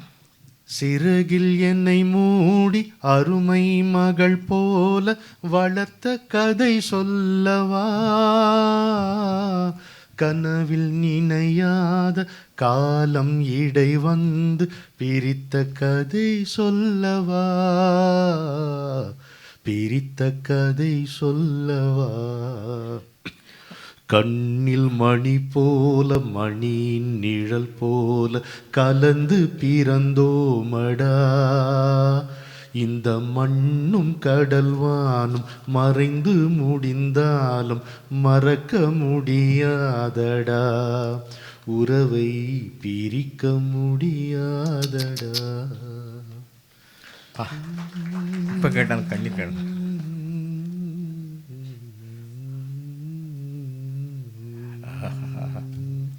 அன்பே ஆரிராரோ ஆரிராரோ ஆரிராரோ அன்பே ஆரிராரோ. அருமை. நாஸ்டால்ஜிக். இத்தனை வருஷமா 55 1961 நினைக்கிறேன். 61 பாஷா இருந்தால் எழுந்து சொல்லுவான். பாஷாவுக்கு உடம்பு சரியில்லை. ஓகே அண்ணா பார்த்தீங்களா? சரி. அது மாதிரி அவர்கள் பாலச்சந்திரன் சார் படத்தில் அனு சுஜாதா பண்ண கேரக்டர் அது கொஞ்சம் போல்டு டைப். காற்றுக்கென்ன வேலி கடலுக்கென்ன மூடி கங்கை வெள்ளம் சங்குக்குள்ளே அடங்கி விடாது, அதுதான் அந்த அனு கேரக்டர். இதுக்கு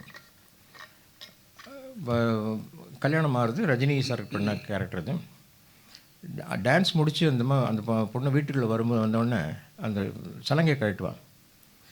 ரொம்ப ரசித்து இது பண்ண மாதிரி. எத்தனை வருஷமாக கற்றுக்கிட்டுருக்கேன் டான்ஸு? 17 வருஷமாக.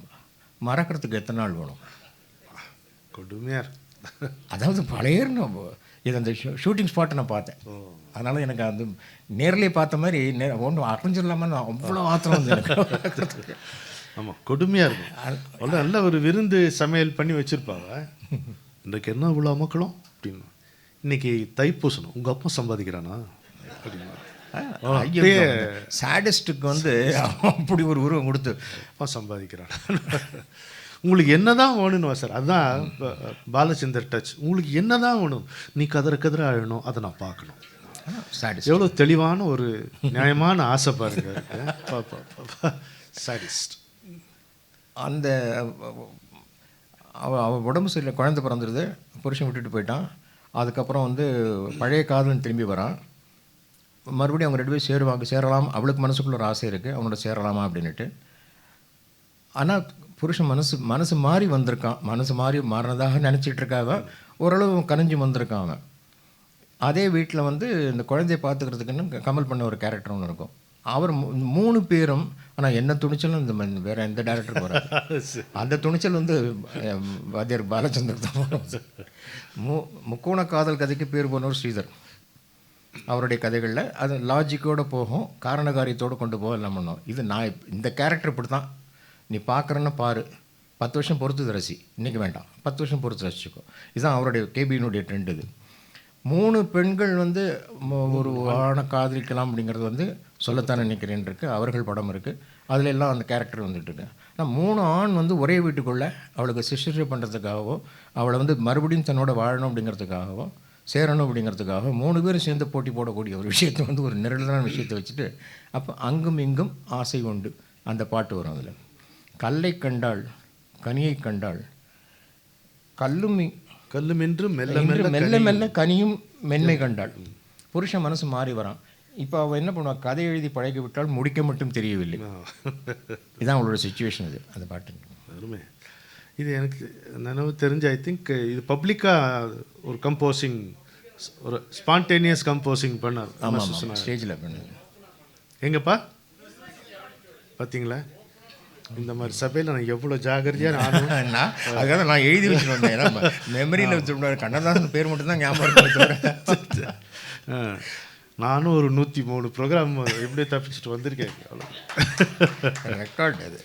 அங்கும் இங்கும் பாதை உண்டு, இன்று நீ எந்த பக்கம், ஞாயிறுண்டு திங்கள் உண்டு, உந்த நாள் எந்த நாளோ, அங்கும் இங்கும் பாதை உண்டு, இன்று நீ எந்த பக்கம்.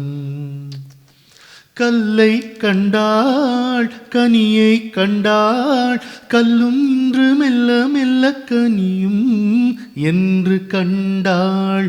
கதை எழுதி பழகிவிட்டாள், முடிக்க மட்டும் தெரியவில்லை. அங்கும் இங்கும் பாதை உண்டு, இன்று நீ எந்த பக்கம். இதுதான் சூப்பர். கண்ணா என்றாள் முருகன் வந்தான், முருகா என்றாள் கண்ணன் வந்தான், எந்த தெய்வம் சொந்தம் என்று கூறி பூஜை செய்வாள். இதுதான் பெஸ்ட்டுங்க. அதாவது ஊழ்வினையை நம்ம ஜெயிக்கணும்னு நினைச்சா அதுக்கு ஒரு முயற்சி எடுத்தா, வள்ளுவர் சொல்றாரு, ஊழையும் உப்பக்கம் காண்பவர்லாம் சொல்றவர், ஒன்று சூழினும் தான் முந்து உறும் அப்படிங்கிறார். அந்த விதியை வெல்லலான்னு ஒரு முயற்சி எடுக்கும் பொழுது அது முன்னாடி வந்து மறித்து நிற்குமா. அந்த விதியே வந்து வழிய ஒன்று சூழினும் தான் முந்து உறும் அப்படிங்கிறார். அது மாதிரி அவள் எழுதும் கவிதைகளை விதி புகுந்தே திருத்துதம்மா. என்ன ஒரு அப்படி ஒரு ஃப்ரேஸில் வள்ளுவருடைய சாரத்தை, ஊழ்வினை அதிகாரத்தினுடைய சாரத்தையே பிழிஞ்சு கொடுத்துட்டார். சொந்தம் ஒன்று பந்தம் ஒன்று, பந்தம் வந்து கணவன், சொந்தம் வந்து காதலன். வெள்ளை உள்ளம் கிள்ளை ஒன்று, நடுவில் ஊஞ்சல் ஒன்று, நடுவில் ஊஞ்சல் தூளில் குழந்தை. வெள்ளை உள்ள கிள்ளை வந்து கமல்ஹாசன் கேரக்டர். எப்படிங்க அது ஒரு 1.5 வரி கூட இல்லைங்க. அது மொத்த கதை கேரக்டர்ஸ் எல்லாரையும் எப்படி தான் அவரை சொல்ல முடியும்? சொந்தம் ஒன்று பந்தம் ஒன்று வெள்ளை உள்ளம் கிள்ளை ஒன்று நடுவில் ஊஞ்சல் ஒன்று தொடர்கதையோ பழங்கதையோ விடுகதையோ எது இன்று அங்கும் இங்கும் பாதை உண்டு இன்று நீ எந்த பக்கம் பொருள்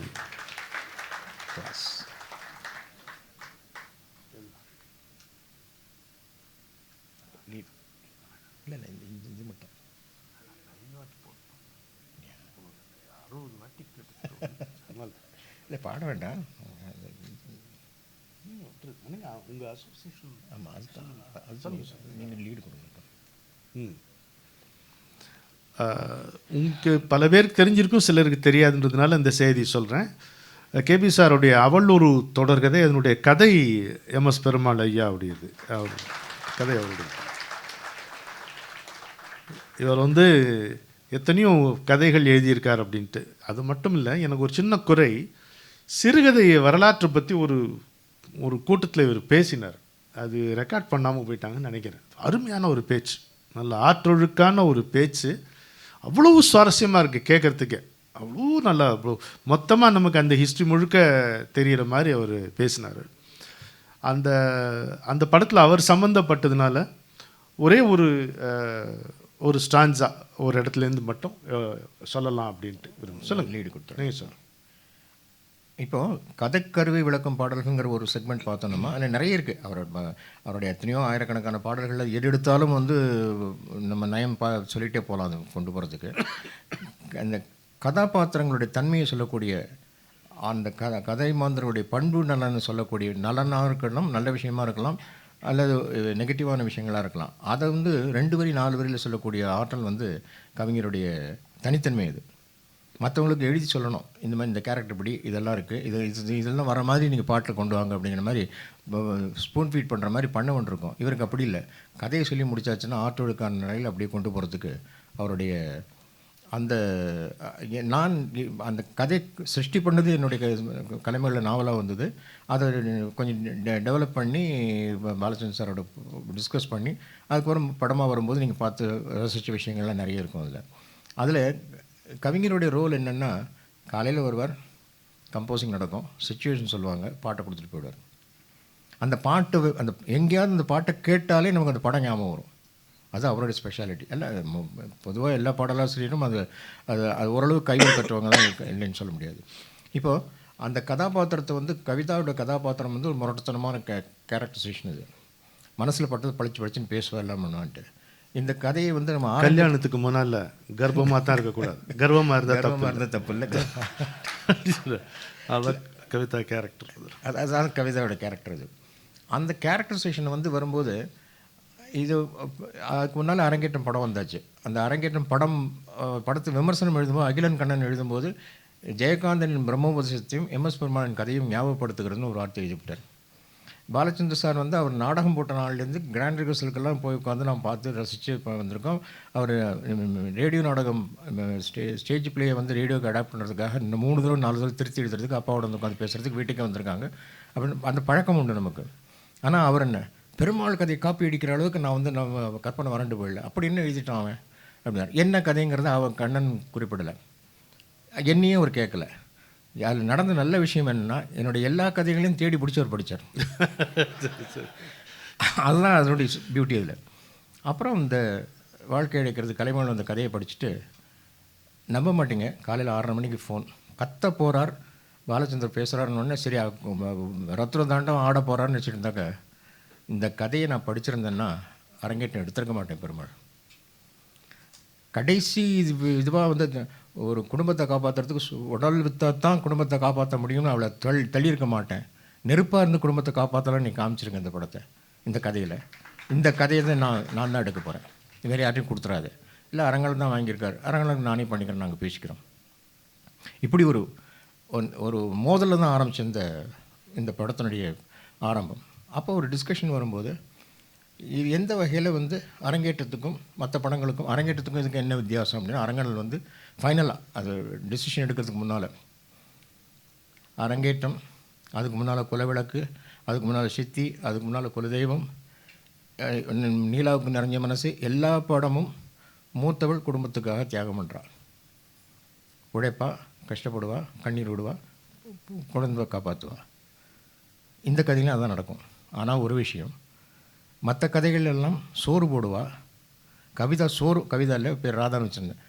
ராதா வந்து சோறும் போடுவா, சொல்லியும் காட்டுவா. திருந்தலைன்னா சவுக்கால் அடிப்பா. இதுதான் இந்த கேரக்டர். பாலச்சந்திரன் எழுந்துட்டார். இந்த கதாபாத்திரத்தை தான் நான் லவ் பண்ணுறேன், எனக்கு அந்த கதை எனக்கு வேணும், நீ எடுக்குன்னா எடு, இல்லாட்டா நான் எடுத்துட்றேன். அவர் அவங்களுக்குள்ள அரங்கல் சாருக்கும் அவருக்கும் உள்ளது. அப்படி ஆரம்பிச்சு இந்த கதை. அதில் அந்த நிரலான வந்து அண்ணன் கேரக்டர் வந்து அவளை விமர்சனம் பண்ணி பாடுறான்னா, அவன் குடிக்காரன், அவன் வந்து அவனே ஒரு நெகட்டிவ் கேரக்டர். அவன் வந்து இந்த இவளை விமர்சனம் பண்ணால் அது அந்த அவனுடைய பாயிண்ட் ஆஃப் வியூவில் வந்து படத்தை பார்க்க வந்தாங்கன்னா, அப்போ ஏற்கனவே ரேடியோவில் வந்து பாட்டு போடுறதுக்கு பழக்கம் வந்தாச்சு, ப்ரீ ரிலீஸ் படங்கள். அதனால் பாட்டு பாப்புலர் ஆகி அதுக்கப்புறம் வந்து படத்தை பார்க்க வரவங்க வந்து அவனுடைய பாயிண்ட் ஆஃப் வியூவில் பார்த்தா கதை அடிபட்டு போயிடுமேங்கிறனால நானும் அரங்கநாள் சாரும் வந்து அது வேண்டாம் அப்படிங்கிற மாதிரி பண்ணோம். பாலச்சந்திரன் பெருமாள் எழுதுவானு தெரியாது, நான் எழுத போகிறதில்ல, அரங்கனால் நான் எழுத விட மாட்டேன், ஆனால் எழுத போகிறது கண்ணதாசன், என்ன தான் வருதுன்னு பார்ப்போமே. அப்படி வந்த பாட்டு தான் தெய்வம் தந்து வீடு. அதில் அந்த கேரக்டர் வந்து அவர் சொன்ன அவர் கொடுத்த இடம் இருக்க, வெறும் கோவில் இதழின்னு அபிஷேகம், உன் மனமெங்கும் தெருக்கூத்து பகல் வேஷம், கள்ளிக்கு என்ன முள்ளில் வெடி போடி தங்கச்சி, காட்டுக்கு ஏதோ தோட்டக்காரன், இதுதான் என் கட்சி. இதை விட யார் இருந்து நான் எழுதின எனக்கே புதுசாக இருந்தது. இந்த வரி வச்சு இன்னொரு கதை எழுதலாம் போல் இருக்கேன்னா, யோசனை பண்ணி பார்த்தா இந்த கதைக்கு தான் அவர் கொடுத்துருக்காரு முகவரை அணிந்தரே. அப்படி ஒரு அதே மாதிரி அந்த இது சொல்லிவிட்டு இதுலேருந்து நான் 2 ரீல் தினதுக்கப்புறம் அவள் பாடுற பாட்டு வரும், கண்ணிலே என்ன உண்டு. இவன் அண்ணன் பாயிண்ட் ஆஃப் வியூவில் வந்து பார்த்து ஜனங்கள் வந்து அந்த ட்ராக் வெறுக்க ஆரம்பிச்சோன்னு நினைக்கும் போது 2வது ரீல் 2 ரீல் தாண்டினோடனே கவிதாவுக்கு ஒரு பாட்டு வச்சுருக்காரு, அந்த கண்ணிலே என்ன உண்டு பாட்டு. இந்த இதில் வர 2 வரிகள் வந்து கண்ணதாசன் எங்கிருந்து அதை பெற்றாருங்கிறதையும் பார்க்கணும். கள்ளிக்கென்னம் முள்ளில் வேலிங்கிறது வந்து ராமச்சந்திர கவிராயருடைய கவிதையில் வரும், கள்ளிக்கேன் முள்வேலி அப்படின்ட்டு அருமையாக இருக்கும். அதே மாதிரி காட்டுக்கேது தோட்டக்காரனுங்கிறது கம்பதாசன் அப்படிங்கிற கவிஞருடைய கவிதை, அதுலேருந்து வரும். அது அழகாக அந்த இடத்துல வந்து உட்காந்து சம்மன் அப்படி கையாண்டார். கவிதாவுடைய தண்ணீர் விளக்கமாக பாடுற பாட்டில் வந்து சேலைக்குள் ஆடும் மங்கையின் மேனி, மேனிக்குள் ஆடும் மனமென்னும் தோணி, ஞானியின் மனமும் ஆசையின் கேணி, நான் ஒரு ராணி பெண்களில் ஞானி, என் மனம் என்னவென்று என்ன என்று யாருக்கு தெரியும். அதுக்கப்புறம் ஆடியன்ஸ் வந்து கவிதாவினுடைய பாயிண்ட் ஆஃப் வியூலேயே வந்து கதையை பார்க்க ஆரம்பிச்சிடுவாங்க. அதான் அந்த படத்தினுடைய ஒரு ட்ரிகர் பண்ணி விட்டுட்டு அடுத்தாப்புல 2 ரீல்லையும் வந்து கவிதாவுடைய தண்ணீர் விளக்கம் சொல்கிறதுக்கு 3வது ரீலில் வரும் நினைக்கிறது கொடுத்து, அதுதான் கேபியினுடைய ஸ்டாம்ப். அது இன்றைக்கி வந்து இந்த படத்தை பார்க்கக்கூடிய பெண்களுக்கு அது அதிசயமாக தோணாது. பட்டு எங்கள் தலைமுறையில் அது வந்து ஒரு அதிசயம், அதிர்ச்சி. ஏன்னா ஒரு மாற்றம். அது ஒரு பெண் வந்து கான்ஃபிடெண்ட்டாக பேசினா அது அரகன்ஸ்னு நினச்சிப்பாங்க. அப்பேற்பட்ட ஒரு காலகட்டம். அது கான்ஃபிடெண்ட்டாகவே பேசக்கூடாது, அவ்வளோதான். அடிமுட்டானா கணவன் இருந்தாலும் அவன் வந்து ஆமாங்கன்னு சொல்லிட்டு போகிற மாதிரி இருக்கணும். அது மாதிரி இடத்துல இவ பட்டுன்னு தேங்காய் உடைச்ச மாதிரி பேசும்போது சரியாக வராது. ஆனால் அந்த கேரக்டரை அண்ணா சொன்ன மாதிரி தன்னிலை விளக்கம் தான் கவிஞர் கொடுத்துருக்காரு. நெருப்பென்று சொன்னால் நீரிலும் அணையும், நீரென்று சொன்னால் நெருப்பிலும் வேகும். இது புரியுது. அவளோட எக்ஸ்பிளனேஷன், நான் கொண்ட நெருப்பு அணைக்கின்ற நெருப்பு இல்லை, அணைக்கின்ற நெருப்பு. நான் கொண்ட நெருப்பு அணைக்கின்ற நெருப்பு, யார் அணைப்பாரோ இறைவனின் பொறுப்பு. என் மனம் என்னவென்று என்னை அன்றி யாருக்கு தெரியும். ஒரு ஆம்பளை பேசுகிற மாதிரி பெண் பேசுறதில்ல, எவ்வளோ கான்ஃபிடெண்ட்டாக இருந்தாலும். இந்த கான்ஃபிடென்ஸ் மட்டுமே வருதே தவிர அவன் மனசில் என்ன நினைக்கிறாங்கிறது எப்படி தெரியும்? அவள் சொன்னாலே நமக்கு புரியாது. ஆமாம், நமக்கு ரிசல்ட்ஸ் தான் முக்கியம், அவங்களுக்கு டீட்டெயில்ஸ் ரொம்ப முக்கியம். இது 2 சேர்றது ரொம்ப கொஞ்சம் கஷ்டம்தான் புரிஞ்சுக்கிறதுங்கிறது. அதான் இந்த இது. சேலைக்குள் ஆடும் மங்கையின் மேனி, மேனிக்குள் ஆடும் மனம் என்னும் ஞானி, ஞானியின் மனமும் ஆசையில் தேனி. ஆசை தேனியா? ஆமாம், ஆசையில் தேனி தான் இருக்கு. இன்னைக்கு வீடியோ பார்த்தேன். நான் ஒரு ராணி பெண்களில் ஞானி. ஆசை தேனியா? நான் கேணின்னு நினச்சேன். நான் நினச்சேன், நான் இன்னைக்கு பார்க்கும்போது ஞானியின் மனமும் ஆசையில் தேனி. ஞானிக்கும் உள்ள ஒரு லர்க்கிங் டிசைர் இருக்கும் அப்படிங்கிறார். அதனுடைய தாக்கம் தானே இனிவரும் முனிவரும் தடுமாறும் கனிமரம். அந்த அந்த இந்த 3வது சரணம்ங்கிறது நான் எப்பவுமே அடிக்கடி சொல்வேன். கவிஞருடைய பாடல்களில் அந்த நிறைவு சரணம், லாஸ்ட் ஸ்டான்ஸாங்கிறது வந்து ரொம்ப முக்கியம்.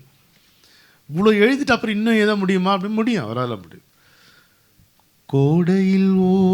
கோடையில் ஒரு நாள் மழை வரக்கூடும், கோவில் சிலைக்கும் உயிர் வரக்கூடும், காலங்களாலே காரியம் பிறக்கும், காரியம் பிறந்தால் காரணம் விளங்கும்.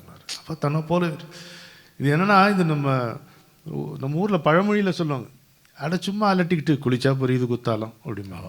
ஆனால் நடந்தால் புரியும், அவ்வளோதான்.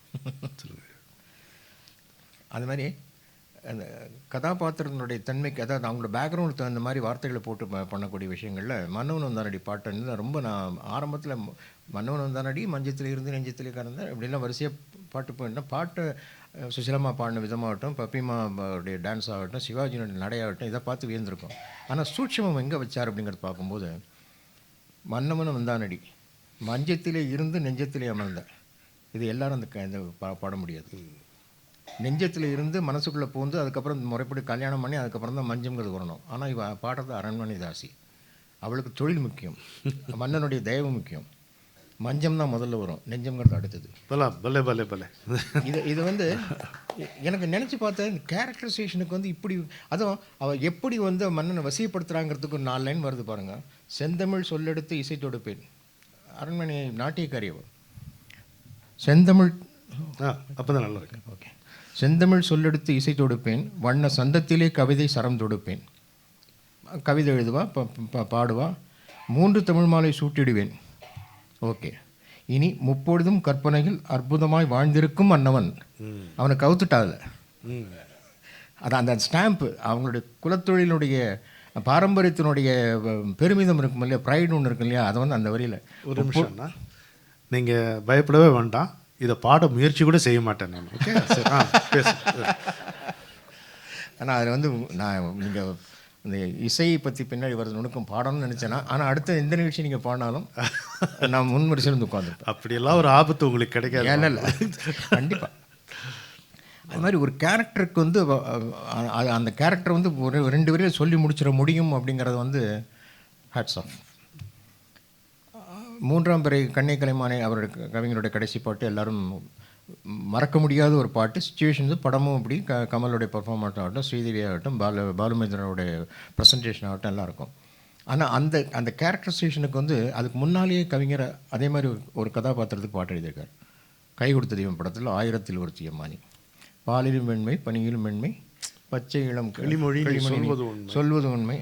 அந்த பாட்டில் பாலிலும் வெண்மை பனியிலும் வெண்மை பச்சை இளங்கிளிமொழி நீ சொல்வது உண்மை, பாவிகள் நெஞ்சம் உரைத்திடும் வஞ்சம், உண்மை என்று சொல்வதற்கு தெய்வமும் மஞ்சும், தேனின்று சொன்னாலும் தேனாகுமோ, தீ என்று சொன்னாலும் தீயாகுமோ, 1000ல் ஒருத்தி அம்மா நீ, உலகம் அறிந்திடாத பிறவி அம்மா நீ. முடிச்சிட்டாருங்க. பார்வையிலே குமரி அம்மா, பழக்கத்திலே குழந்தையம்மா. அதான் 1000ல் கேரக்டர் என்னன்னா, பார்வையிலே குமரி, பழக்கத்தில் குழந்தை. அதே மாதிரி ஒரு சுச்சுவேஷன், அதே மாதிரி ஒரு கேரக்டரைசேஷன் வந்து ரொம்ப வருஷத்துக்கு அப்புறம் நடுவில் வெகுளிப்புன்னு ஒரு படம் வந்து நினைக்கிறேன், அவங்க நிர்மலா ஆக்ட் பண்ணியிருப்பாங்க, ஒரு இன்னசென்ட் கேர்ள் ஆக்ட் பண்ணியிருப்பாங்க. அதுக்கப்புறம் வந்து ஒரு கிட்டத்தட்ட ஒரு 30 வருஷம் கேப்புக்கு அப்புறம் தான் 3ஆம் பிறை படத்தில் வந்து ஸ்ரீதேவி பர்ஃபார்ம் பண்ணியிருக்காங்க. டோட்டலாக வேறு கலர் கொடுத்துருக்காரு இந்த பாட்டுக்கு. அதே சுச்சுவேஷன் தான், பார்வையிலே குமரி பழக்கத்திலே குழந்தை. அந்த கேரக்டருக்கு அந்த வார்த்தையை திரும்ப பயன்படுத்தாமல், ஊமை என்றால் ஒரு வகை அமைதி, ஏழை என்றால் அதில் ஒரு அமைதி, நீயோ கிளிப்பேடு பேசிக்கிட்டே இருக்கும், சொன்னது திரும்பி சொல்லும். பண்பாடும் ஆனந்த கோயில்பேடு. ஏனோ தெய்வம் சதி செய்தது, பேதை போல விதி செய்தது. இதில் ரொம்ப முக்கியமான வார்த்தைனா பேதை. பேதை, பதும்பை, மங்கை, மடந்தை, அந்த பேரளம் பண்ண முடியும் வயசுக்கு தகுந்த மாதிரி. நீ குழந்தை அதில் பார்வையிலே குழந்தையம்மா பழக்கத்திலே குழந்தையம்மான்னு அங்கே போட்ட வார்த்தையை ரிப்பீட் பண்ணாமல் பேதை போல விதி செய்ததுன்னு வார்த்தையை போட்டிருக்காரு. சுச்சுவேஷன் அதே தான், கேரக்டரைசேஷன் அதே தான், ஆனால் வார்த்தைகள் வந்து அதுக்கு வேறு இதுக்கு வேறு. அந்த காலத்துக்கு புரிஞ்ச அங்கே அந்த அந்த நேரங்களில் வந்து உடச்சி சொன்னா தான் புரியும் பல பேருக்கு. ஆனால் எனக்கு இதில் நின்று போயிட்டேன்னா, நீங்கள் இதை சொல்லும்போது ஊமை என்றால் ஒரு வகை அமைதி, ஏழை என்றால் அதில் ஒரு அமைதி, ஏழை என்றால் அதில் ஒரு அமைதி. இந்த அமைதிக்கு அந்த அமைதிக்கு வித்தியாசம் இருக்குது பாருங்கள். ஊமை என்றால் ஒரு வகை அமைதினா பேச முடியாது, அது வச்சு ஃபிசிக்கல் இது முடியாது. ஏழை என்றால் அதில் ஒரு அமைதி. நம்ம வழி இல்லை, ஏழை சொல்ல அம்பலம் ஏறுமா, நம்ம பேச்சு எவனும் கேட்பானா, சரி அதனால் நம்ம அமைதியாக இருப்போம் அப்படின்ட்டு. இந்த அமைதி வேறு, அந்த அமைதி வேறு. பாருங்க அழகாக இருக்குது. யாராவது சொல்லும்போது தான் நமக்கு தோணுது இல்லை இது மாதிரிலாம்.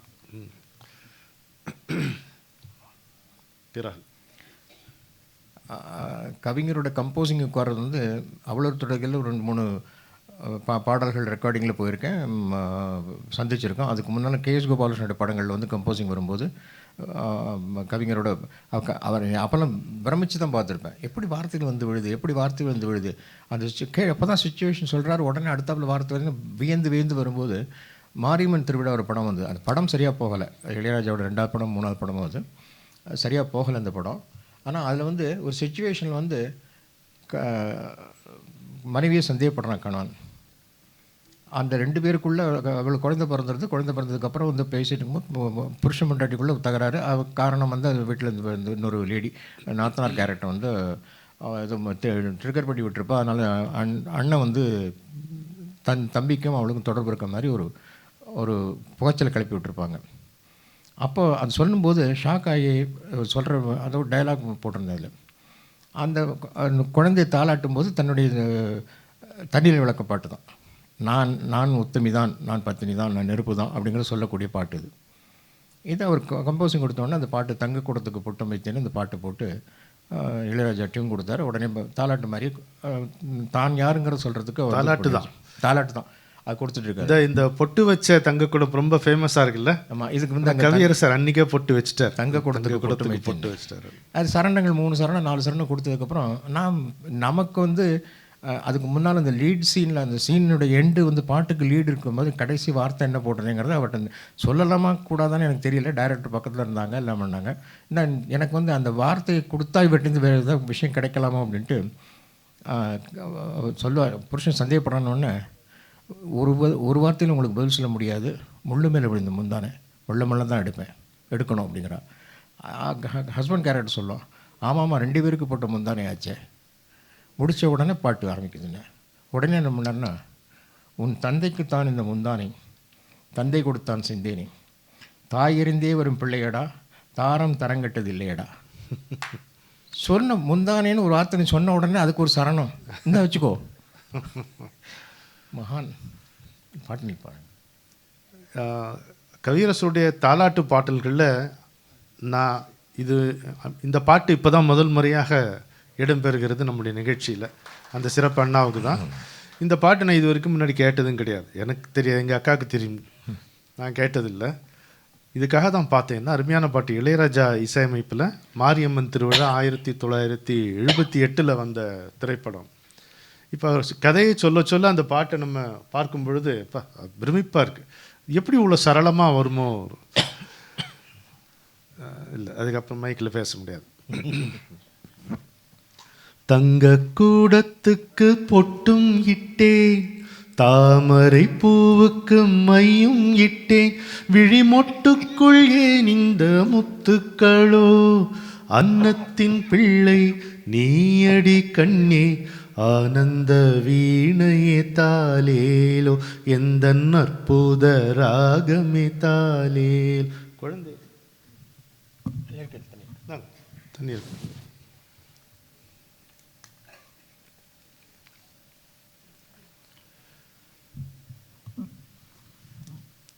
விழிமொட்டுக்குள் ஏன் இந்த முத்துக்களோ, அன்னத்தின் பிள்ளை நீயடி கண்ணே, ஆனந்த வீணையே தாலேலோ, எந்த அற்புத ராகமே தாலேலோ. சந்தனம் சேற்றினில் வீழ்ந்தாலும் சந்தனம் வாசம் போவதில்லை, சொல்பவர் சொல்லட்டும் ஆயிரமே, தோகையில் வாழ்வில் ஓர் மனமே. அப்புறம் நான் வேங்கட நாயகி அலமேலோ, நான் வேங்கட நாயகி அலமேலும், என்னிடம் தவறேது கண்ணே, ஆனந்த வீணையே தாலேலோ, எந்த அற்புத ராகமே தாலேலோ. தங்க கூடத்தினில் பொட்டும் இட்டே, தந்தைக்குத்தான் இந்த முந்தானை, தந்தை கொடுத்தான் செந்தேனை. எப்படி இருக்கு பாருங்க. தந்தைக்குத்தான் இந்த முந்தானை, தந்தை கொடுத்தான் செந்தேனை, தாய் அறிந்தே வரும் பிள்ளையடா, தாரம் தரம் கெட்டதில்லையடா, நன்றாய் அறிந்தவள் மாரியம்மா, அவளின்றி காரியமா கண்ணே, ஆனந்த வீணையே தாலேலோ, எந்த அற்புத ராகமே தாலேலோ. இப்படி முடிக்கிறார் பாரு.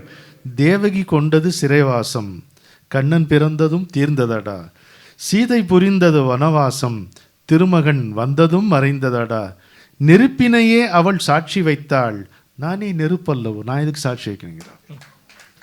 நெருப்பினையே அவள் சாட்சி வைத்தாள்,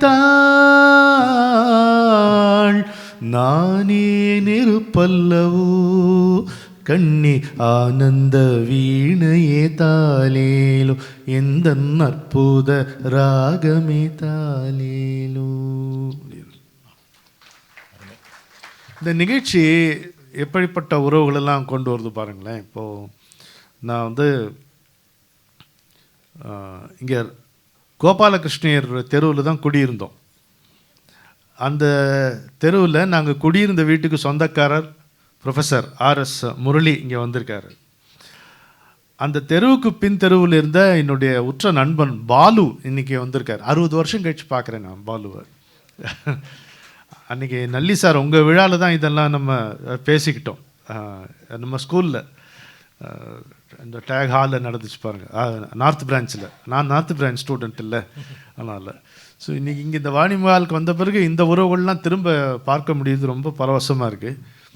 கூட்டி வைப்பதே இறைவன் லீலை, கொண்டாடுவதே மனிதன் வேலை. இந்த கொண்டாட்டத்தை சாத்தியமாக்கிய கவிஞருக்கு தான் எல்லா புகழும் போய் சேரும்.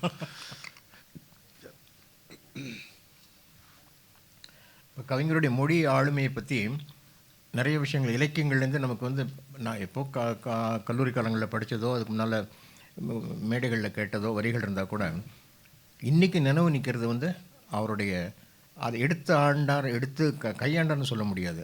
அடுத்த தலைமுறைக்கு அவர் கடத்தி கொடுத்துருக்காரு. இல்லைன்னா அதெல்லாம் நம்ம படிக்க போகிறதில்ல. பனித்திரை படத்தில் ஒரு வரி வரும், நீல விதானத்து நித்திலப்பு பந்தலிட்டு சிலப்பதிகார வரி. அது மாதிரி இலக்கியங்கள்லேருந்து அந்த வீடு வரை உறவு பாட்டு கூட, பட்டினத்தார் பாட்டு அதெல்லாம் அடுத்த ஜென்ரேஷனுக்கு அதை எளிமைப்படுத்தி கொடுக்கறதுக்கும் டியூனுக்கு அதை டியூன் பண்ண முடியும், டியூன் பண்ணி அதை பாட முடியும்னால இன்றைக்கும் காலங்காலமாக கேட்டு உட்காந்துருக்கோம். அவருடைய எல்லாருக்கும் தெரிஞ்ச பாட்டு பார்த்தேன் சிரித்தேன், அடுத்தது அத்திக்காய் காய், வா நிலா நீலா, அது பாடுறீங்களா? இன்னைக்கு இந்த கிருஷ்ணன் ரொம்ப நாள் கழிச்சு ஃப்ரண்ட் இதில் உட்காந்து ஒரே கேபி சீரீஸாக ஓடிட்டு இருக்கீங்க. ஆனால் கிருஷ்ணன் வருவாருன்னு தெரியும், அது வேறு விஷயம். அவருக்காக இல்லை, இது பாலச்சந்தருக்காக. வான் நிலா நிலா அல்ல உன் வாலிபம் நிலா, தேன் நிலா எனும் நிலா என் தேவின் நிலா, நீ இது இது வரைக்கும் இது ஒன்றும் இல்லை. அப்புறம் தான் பஞ்சு. நீலாத நாளெல்லாம் நான் தேய்ந்த வெண்ணிலா, வானிலா நிலா அல்ல உன் வாலிபம் நிலா, மானிலாத ஊரிலே சாயல் கண்ணிலா, மானிலாத ஊரிலே சாயல் கண்ணிலா, பூவிலாத மண்ணிலே ஜாடை பெண்ணிலா, வான் நிலா நிலா அல்ல உன் வாலிபம் நிலா, தெய்வம் கல்லிலா ஒரு தோகையின் சொல்லிலா, தெய்வம் கல்லிலா ஒரு தோகையின்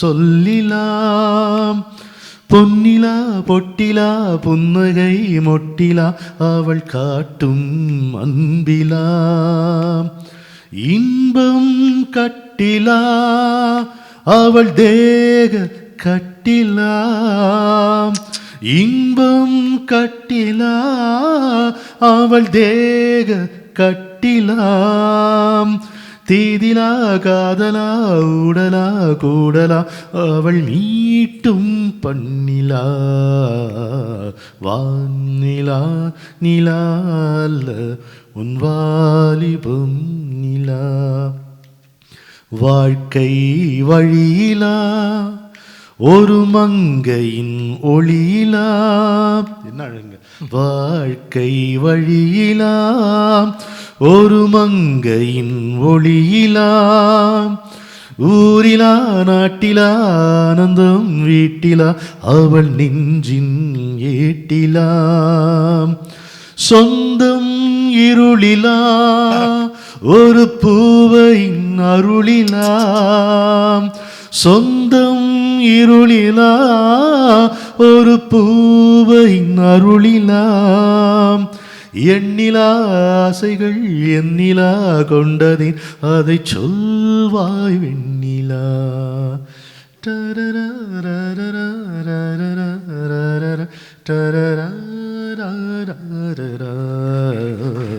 வானிலா நிலா அல்ல உன் வாலிபம் நிலா.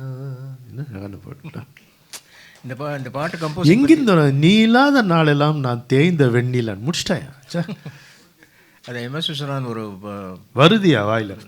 என்னன்னா உங்க நாடகம் இல்ல பட்டின பிரவேசம் காத்தாடி அண்ணாது பட்டின பிரவேசம் நாடகம் தான் அது. கணேஷும் விஸ்வ எல்லாமே ஆமாம் ஆமாம் அதுலேருந்து வந்தது தானே. அண்ணா அந்த படத்தில் நீங்கள் நடிச்சிங்களா? Very good. பட்னா பிரவேசம் எவ்வளோ பொருத்தம் இருக்கு. சம்மந்தப்பட்டவங்களா பாருங்க, அவர் சம்மந்தப்பட்டவங்க. இந்த பாட்டை பற்றி வரும்போது தானனா தத்த காலத்திலேயே முதல்ல சந்தம் கொடுத்துருக்காரு. ஆமாம்மா. MS விஸ்வநாதன் கிண்டலா சொல்லு, இனிமேல் ஃபாதர் இல்லா மதர் இல்லா தான் வரல எல்லாம் வந்து அவர் திரும்ப பாடும். என்னடா அது வந்து ரெண்டு வார்த்தை துண்டு துண்டாக இருந்தால் என்ன பண்ண முடியும் வார்த்தையை வச்சுக்கிட்டு அப்படிங்கும்போது அப்புறம் திரும்ப ரெண்டாவது பாடும்போது தானனாங்கிறப்பல லாலான்னு சொல்லிருக்காரு. லாலா வந்தோன்னா அவருக்கு கிளிக் ஆகிடுது. உடனே வானிலா நிலா. இப்போ இது வந்து அவருக்கு வலிஞ்சு போட்டதுக்காக பற்றியும் இல்லை. அவர் லான் கொடுத்தாரு, லீடு எடுத்துட்டார்.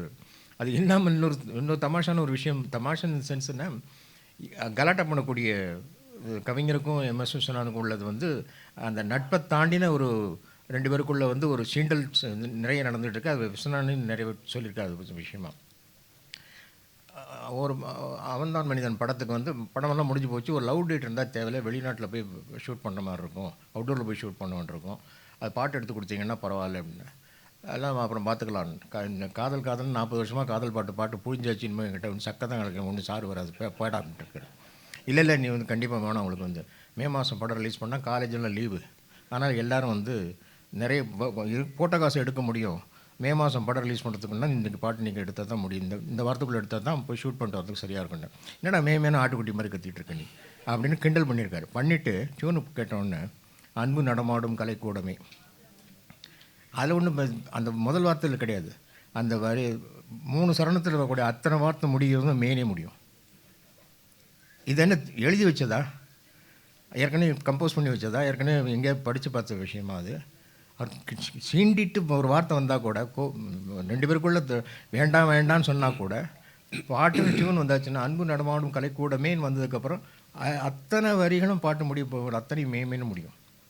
நினச்சி பார்க்க முடியாது. எழுதி பார்த்தா கூட உட்காந்து ஒரு 6 மாதம் உட்காந்துனா கூட அந்த மாதிரி கம்போஸ் பண்ண முடியும் நம்மளால். பாடுங்க நான் முடியுமா? நீங்கள் மட்டும் சொல்லிட்டீங்க, அவங்க என்ன வாங்குன்னு தான் யோசிக்கிறேன். நான் பாடிடுவேன். யார்? நான் பாடிடுவேன். அவங்க கேட்குறவங்க கதியை தான் கொஞ்சம் யோசிப்பேன்.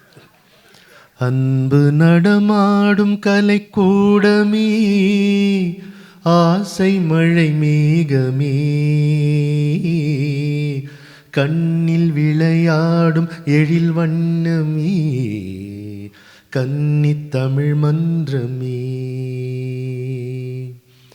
அன்பு நடமாடும் கலைக்கூடமே, ஆசை மழை மேகமே, கண்ணில் விளையாடும் எழில் வண்ணமே, கன்னித் தமிழ் மன்றமே.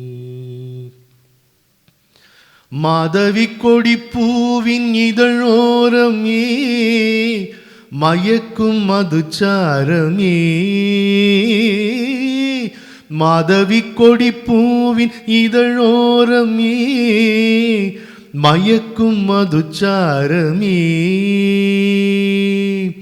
மஞ்சள் வெயில் போலும் மலர் வண்ண முகமே, மன்னர் குல தங்கமே, பச்சை மலை தோட்டம் மணியாரமே, பாடும் புதுராகமே. அன்பு நடமாடும் கலைக்கூடமே, ஆசை மழை மேகமே, கண்ணில் விளையாடும் எழில் வண்ணமே, கன்னித் தமிழ் மன்றமே. அருமை. இதில் முத்தாய்ப்பான அந்த சரணம், மாநிலம் எல்லாமும் நம் இல்லமே. ரொம்ப தேங்க்ஸ். இது ஒரு விஷயம் மனசில் தோணுச்சு. மாநிலம் எல்லாம், இப்போ நான் எவ்வளோ ஊருக்கு போகிறேன் தெரியுமா? எவ்வளோ கிட்டத்தட்ட வருஷம் வெளிநாடு போகிறேன். இப்போ இந்த ஜூலை மாதமும் போகிறேன். உங்களுக்கு ஒரு 1.5 மாதம் ரெஸ்ட்டு, ஒரு சின்ன பிரேக் கொடுத்துட்டு திரும்பி வருவேன். டோன்ட் ரிலாக்ஸ் டூ மச், வந்துடுவேன் நான். ஆனால் போகும் இடமெல்லாம் எனக்கு பொழுது ஒரு கணம் கூட போர் அடிக்கிறதுக்கு வாய்ப்பே இல்லை. அப்படி மக்களோடு மக்களாக தான் இருக்கேன். எத்தனையோ மன்றங்கள், எத்தனையோ மேடைகள், எத்தனையோ வீடுகள், பேச்சு, பாட்டு பாட்டு பாட்டு, கண்ணதாசன் பாட்டு. இப்போ எங்கே போனாலும் அது நம்முடைய வீடுங்கிற மாதிரி எனக்கு மாற்றி வச்சவர் கண்ணதாசன் தான். அதில் எந்த விதமான ஐயமும் இல்லை. அதாவது பாரதி தான் எனக்கு ஆதர்சம். என்னை கவிஞனாக்கியது பாரதி தான், அதெல்லாம் சந்தேகமே கிடையாது. அதையும் தாண்டி எனக்கும் அவனுக்கும் சித்தபூர்வமாக பிரிக்க முடியாத ஒரு அந்தரங்கமான உணர்வு. அந்த அந்த அந்தரங்கத்தில் நான் வேறு அவன் வேறு இல்லை என்கிற மாதிரி ஒரு அனுபவம் அப்படி இருக்கும். அது வேற. ஆனால் ஊராக என்னை போக வைத்தது கவியரசர் தான். ஒரு சின்ன உதாரணம் உங்களுக்கு சொல்கிறேன். நீங்கள் இந்த பேச்சு எடுத்துட்டாங்க. போன வருஷம் அமெரிக்கா போய் 9 இடங்களில் பாரதியார் நாடகம் போட்டோம்.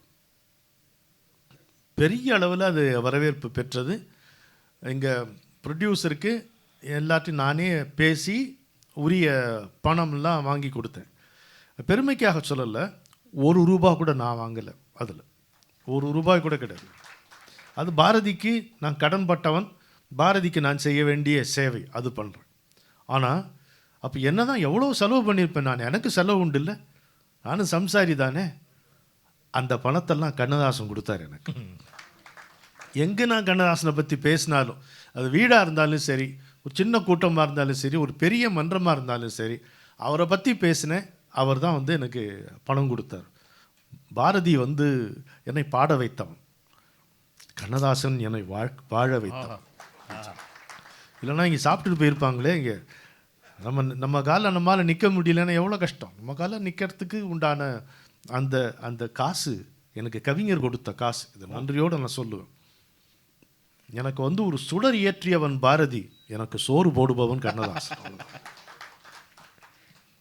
அதான் உண்மைண்ணா, அதுதான் உண்மை.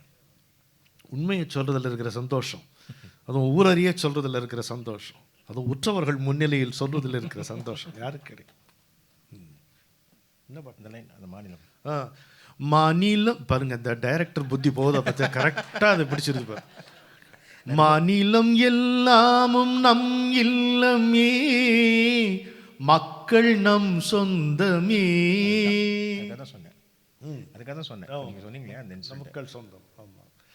காணும் நிலம் எங்கும் கவி பாடும் நான் எல்லாம் வெளியூரில் எவ்வளோ கவிதைகள் நான் எழுதியிருக்கேன், எவ்வளோ பாட்டு நான் புதுசாக எழுதி புதுசாக கவிதை எழுதி பாடியிருக்கேன். எனக்கு நீ எழுதியிருக்காரு பாருங்க. காணும் நிலம் எங்கும் கவி பாடும் மனமே, உலகம் நமதாகுமே. அன்று கவிவேந்தன் சொல் வண்ணமே, யாவும் உறவாகுமே. யார் சொல்றார்? கவிவேந்தன் கணியன் பூங்குன்றனார சொல்றார்.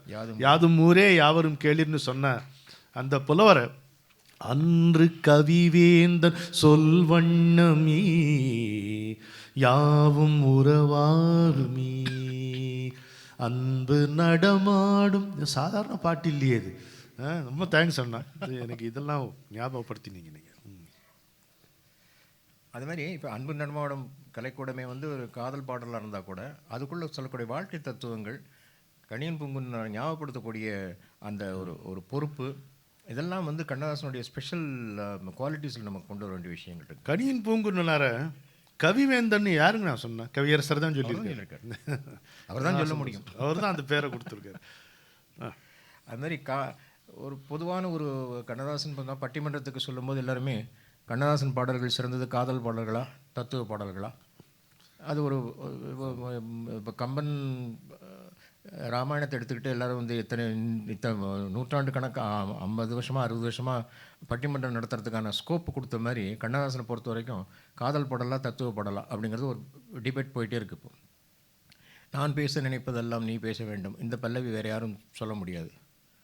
நான் பேச நினைப்பது நீ பேச வேண்டுங்கிற வார்த்தையிலே தீர்ந்து போச்சு. 2 பேருக்குள்ள மியூச்சுவல் அண்டர்ஸ்டாண்டிங் என்ன, ஒருத்தருக்குள்ள ஒரு ஒரு இன்டிமேசி வந்து எப்படி வெளிப்படுத்துறது, இந்த மாதிரி வார்த்தைகள். ஆனால் அது ரிக்வேதத்துலேருந்து வருதுண்ணா.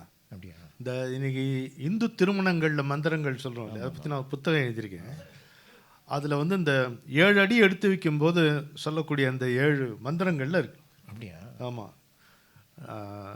நான் கானம் நீ கவிதை, நான் வானம் நீ பூமி அப்படிங்கிறது. வீணையடி நீ எனக்கு, வீணையடி நீ எனக்கு பாரதியார் சொன்னார். நான் பேச நினைப்பதெல்லாம் கண்ணதாசனுடைய வருஷம். என்ன அழகாக வருது பாருங்க, ஒரு பாரம்பரியம். அது மாதிரி கண்கள் எங்கே பாட்டாகட்டும், நெஞ்சம் மறப்பதில்லை, இதெல்லாம் வந்து காதல் பாடல்கள். தத்துவ பாடலில் வந்து எல்லாரும் சொல்லக்கூடிய மயக்கமா கலக்கமா பாடுறீங்களா? எப்போ சொன்னாலும் பாடி. ஏழை மனதை மாளிகையாக்கி, ஏழை மனதை மாளிகையாக்கி இரவும் பகலும் காவியம் பாடி, நாளை பொழுதை இறைவனுக்கு அளித்து நடக்கும் வாழ்வில் அமைதியை தேடு, உனக்கும் கீழே உள்ளவர் கோடி நினைத்து பார்த்து நிம்மதி தேடு. இந்த இந்த இந்த இந்த தீர்ப்பு யார் கொடுக்க முடியும்? பிரச்சனையை நான் கூட 1000 பிரச்சனைகள் பற்றி பேசலாம், என்னால் தீர்ப்பு கொடுக்க முடியாது. விஷயத்தை சொல்லிவிட்டு அதுக்கு ஒரு தீர்வு கொடுக்குறாரு பாருங்க, அங்கே தான் அந்த கண்ணதாசனோட ஸ்டாம்ப் ஒவ்வொரு இடத்துல நின்றுட்டுருக்கு. இந்த இந்த பாட்டில் கூட நாளை பொழுது ஒன்று நமக்கென்ன வாழ்க, அதை நடத்த ஒருவன் உண்டு கோயிலில் காண்க. அந்த தாட் அவருக்கு கூடவே அடிநாதமாகவே இருந்திருக்கு. அவருக்கு அது வந்து 7 சுரங்களில் எத்தனை பாடம் இவங்க வாணிமா. ஆமாம் ஆமாம், அதில் வரும். அது இது என்னென்னா, இந்த மயக்கமா கலக்கமால நம்ம துன்பத்துக்கு காரணம் என்னன்னு பார்த்தீங்கன்னா, பெரும்பாலும் தவறான கம்பேரிசன்ஸ் தான் நமக்கு துன்பத்துக்கு காரணமாக இருக்கு. அதுதானே நெய்பர்ஸ் என்வி, ஓனர்ஸ் ப்ரைடுன்னு அட்வர்டைஸ்மெண்ட்டே வந்ததில்லை. இந்த தேவையில்லை, அவன் ஒரு டிவி வச்சுட்டு போட்டுமே, நீ நமக்கு ரேடியோ போதுமே மாதிரி இருக்கலாம்ல, இருக்க மாட்டாங்க. அவனை நம்ம வந்து நம்ம திறமையை யாரும் மதிக்கிறதே இல்லை, எனக்கு ரெக்கக்னிஷன் கிடைக்கிறது இல்லை அப்படின்னு தோணும்போது கொஞ்சம் தலை நிமித்தி மேலே பார்த்தோம்னா எல்லா துறைகளிலும் பழந்தின்று கொட்டை போட்டவர்கள் எத்தனையோ பேர் இருக்காங்க. என் வாழ்க்கையில் எனக்கு கிடைச்ச மிகப்பெரிய அனுபவம் என்பது, நான் மிகச்சிறிய வயதிலே மிகப்பெரிய மனிதர்களை சந்தித்திருக்கிறேன். அவர்கள் யாரும் புகழ் பெற்றவர்கள் அல்ல, புகழை விரும்பியவர்களும் அல்ல. எனக்கு அது ஒரு பெரிய இம்பேக்ட், சைக்கலாஜிக்கல் இம்பேக்ட் எனக்கு அது. ராதாகிருஷ்ண சாஸ்திரியார் நங்கநல்லூரில் இருந்தார். அதுலேருந்து ஆரம்பித்து எத்தனையோ பேர் அந்த மாதிரி சந்திச்சிருக்கேன் நான். அவங்க புகழ் அடைந்தவர்களும் இல்லை, புகழ் விரும்பினவர்களும் இல்லை, ஆனால் அவர்களுடைய தரம், அந்த கேலிபர், கேரக்டர் அது பிரம்மாண்டமாக இருக்குது. இன்றைக்கி நான் வளர வளர நினச்சி பார்க்கும்போது அவ்வளோ இதுவாக இருக்குது. அதனால் நம்ம யாரும் நம்முடைய திறமையை மதிக்கல, அப்படி கொஞ்சம் மேலே பார்த்தோம்னா எத்தனையோ பேர் இருக்காங்கன்னு தெரியும். அப்போ தலை பணியும் நமக்கு. ஜாப் சாட்டிஸ்ஃபேக்ஷன் ஒரு வார்த்தை இருக்குது தெரியுமா? இந்தியாவில் மட்டும்தான் இருக்குது. ஆனால் ஆக்சுவலாக அது சரியாக சொல்லணும்னா ஜாப் டிசாட்டிஸ்ஃபேக்ஷன். எந்த ஜாப்லேயும் டிசாட்டிஸ்ஃபைடாக இருப்பான். ஏன்னா வரவன் எப்படின்னா வாரம் ஒரு இன்க்ரிமெண்ட்டு, மாதம் ஒரு ப்ரொமோஷன் எதிர்பார்க்குறவனாக இருக்கான். எவனு வேலையை செய்கிறதுக்கு விருப்பம் உள்ளவனாக வரதில்லை. வேலையை கற்றுக்கிற விருப்பமும் இல்லை, வேலை காட்டுற விருப்பம்தான் இருக்குது. அதனால் அவனுக்கு சம்பளம் பத்தலை. எங்கள் கரஸ்பாண்டன்ட் சம்பத்து கேட்டார், எந்த சம்பளம் போதுன்னு யாராவது ஒருத்தர் சொல்ல முடியுமான்னார். கிடையாதுப்பா, வாட்டர் ஃபைன்ஸ் இட்ஸ் லெவல். இப்போ நல்லி சார் உட்காந்துருக்கார். நல்லி சார் எனக்கு ஒரு 5 லட்சம் இல்லை, ஒரு பேச்சுக்கு சொன்னேன், பேச்சு ஒரு 5 லட்ச ரூபா இப்போ கொடுத்துட்றாரு வைங்க, இந்த நிகழ்ச்சிக்கு சன்மானம்னா 10 நிமிஷத்தில் எனக்கு அது பழகி போயிடுங்க. 10 நிமிஷத்தில் அது போதாதுன்னு தோணிடும். அதுக்குரிய 1000 செலவுகள் எனக்கு சேரும். பழக முடியாது. யுனெஸ்கோவில் ஒரு தகவல் படித்தேன். இந்த உலகத்தில் 130 மில்லியன் மக்களுக்கு ஒருவேளை சோறு தான் கிடைக்குதுன்ட்டு. ஒரு நாளைக்கு ஒருவேளை சோறு தான் 130 மில்லியன் மக்களுக்கு கிடைக்கிது அப்படின்னு. அப்படி இருக்கும்போது நம்ம குறப்பட்டுக்கிறது நியாயம் இருக்கா? நமக்கு தகுதி இருக்கா? வக்கு இருக்கா? அருகதை இருக்கா? இல்லை. இந்த ரெண்டும் தான் அந்த ராங் கம்பேரிசன். என்னை ரெக்கக்னைஸ் பண்ணலைங்கிற அந்த குறையும், ரவி இது உங்களுக்கு உதவும், ரெக்கக்னைஸ் பண்ணலைங்கிற அந்த குறையும், சம்பளம் பத்தலைங்கிற குறையும் சேர்த்து தான் மயக்கமாக கலக்கமாக பாட்டு.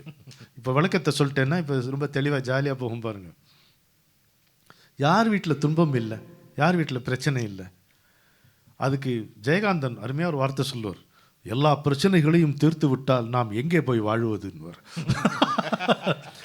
வாழ்க்கை என்றால் 1000 இருக்கும், வாசல் தோறும் வேதனை இருக்கும். வாழ்க்கை என்றால் 1000 இருக்கும், வாசல் தோறும் வேதனை இருக்கும். வந்த துன்பம் எதுவென்றாலும் வாடி நின்றால் ஓடுவதில்லை, வாடி நின்றால் ஓடுவதில்லை. எதையும் தாங்கும் இதயம் இருந்தால் இறுதி வரைக்கும் அமைதி இருக்கும். மயக்கமா கலக்கமா மனதிலே குழப்பமா வாழ்க்கையில் நடுக்கமா. ஏழை மனதை மாளிகையாக்கி இரவும் பகலும் காவியம் பாடி, ஏழை மனதை மாளிகையாக்கி இரவும் பகலும் காவியம் பாடி, நாளை பொழுதை இறைவனுக்கு அளித்து நடக்கும் வாழ்வில் அமைதியை தேடு, நடக்கும் வாழ்வில் அமைதியை தேடு. உனக்கும் கீழே உள்ளவர் கூடி நினைத்து பார்த்து நிம்மதி நாடு. மயக்கமா கலக்கமா மனதிலே குழப்பமா வாழ்க்கையில் நடுக்கமா. அருமையான picturisation Sridhar. Black and white சுமைதான். பிளாக் அண்ட் ஒயிட்டில் அவ்வளோ அருமையாக பண்ணியிருந்தாங்க.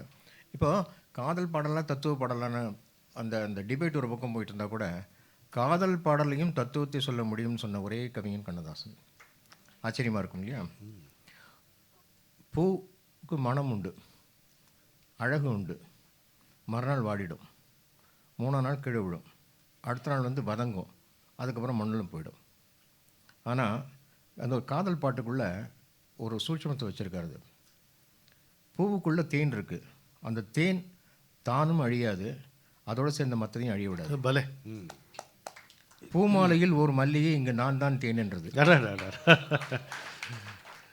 எங்கே ஒரே ஒரு நிமிஷம், இது ரொம்ப இதை ஆயக்கால் போட்டு வாசிச்சுட்டு அப்புறம் போகணும். அதாவது 1971 கவிஞர் எங்கள் கல்லூரிக்கு வரும்போது பேசினார். கவிஞருக்கு பிடிக்காத பல்லவி இது. மைக்கில் சொல்கிறார், என்னையா ஏதோ எழுத சொல்கிறாங்க, நான் இதில் பூ மாலையில் ஒரு மல்லிகை இங்கே நான் தான் தேன் என்றது, என்ன இதெல்லாம் ஒரு பல்லவியா அப்படின்னாரு. கவிஞர் இதை கேட்டிருந்தா வாரி கட்டின்னு இருப்பார் பெருமாள். ஏன்னா தேன் தன்னளவில் இனிமையானது, தன்னில் எது சேர்ந்தாலும் அதை இனிமையாக்குவது மருந்து.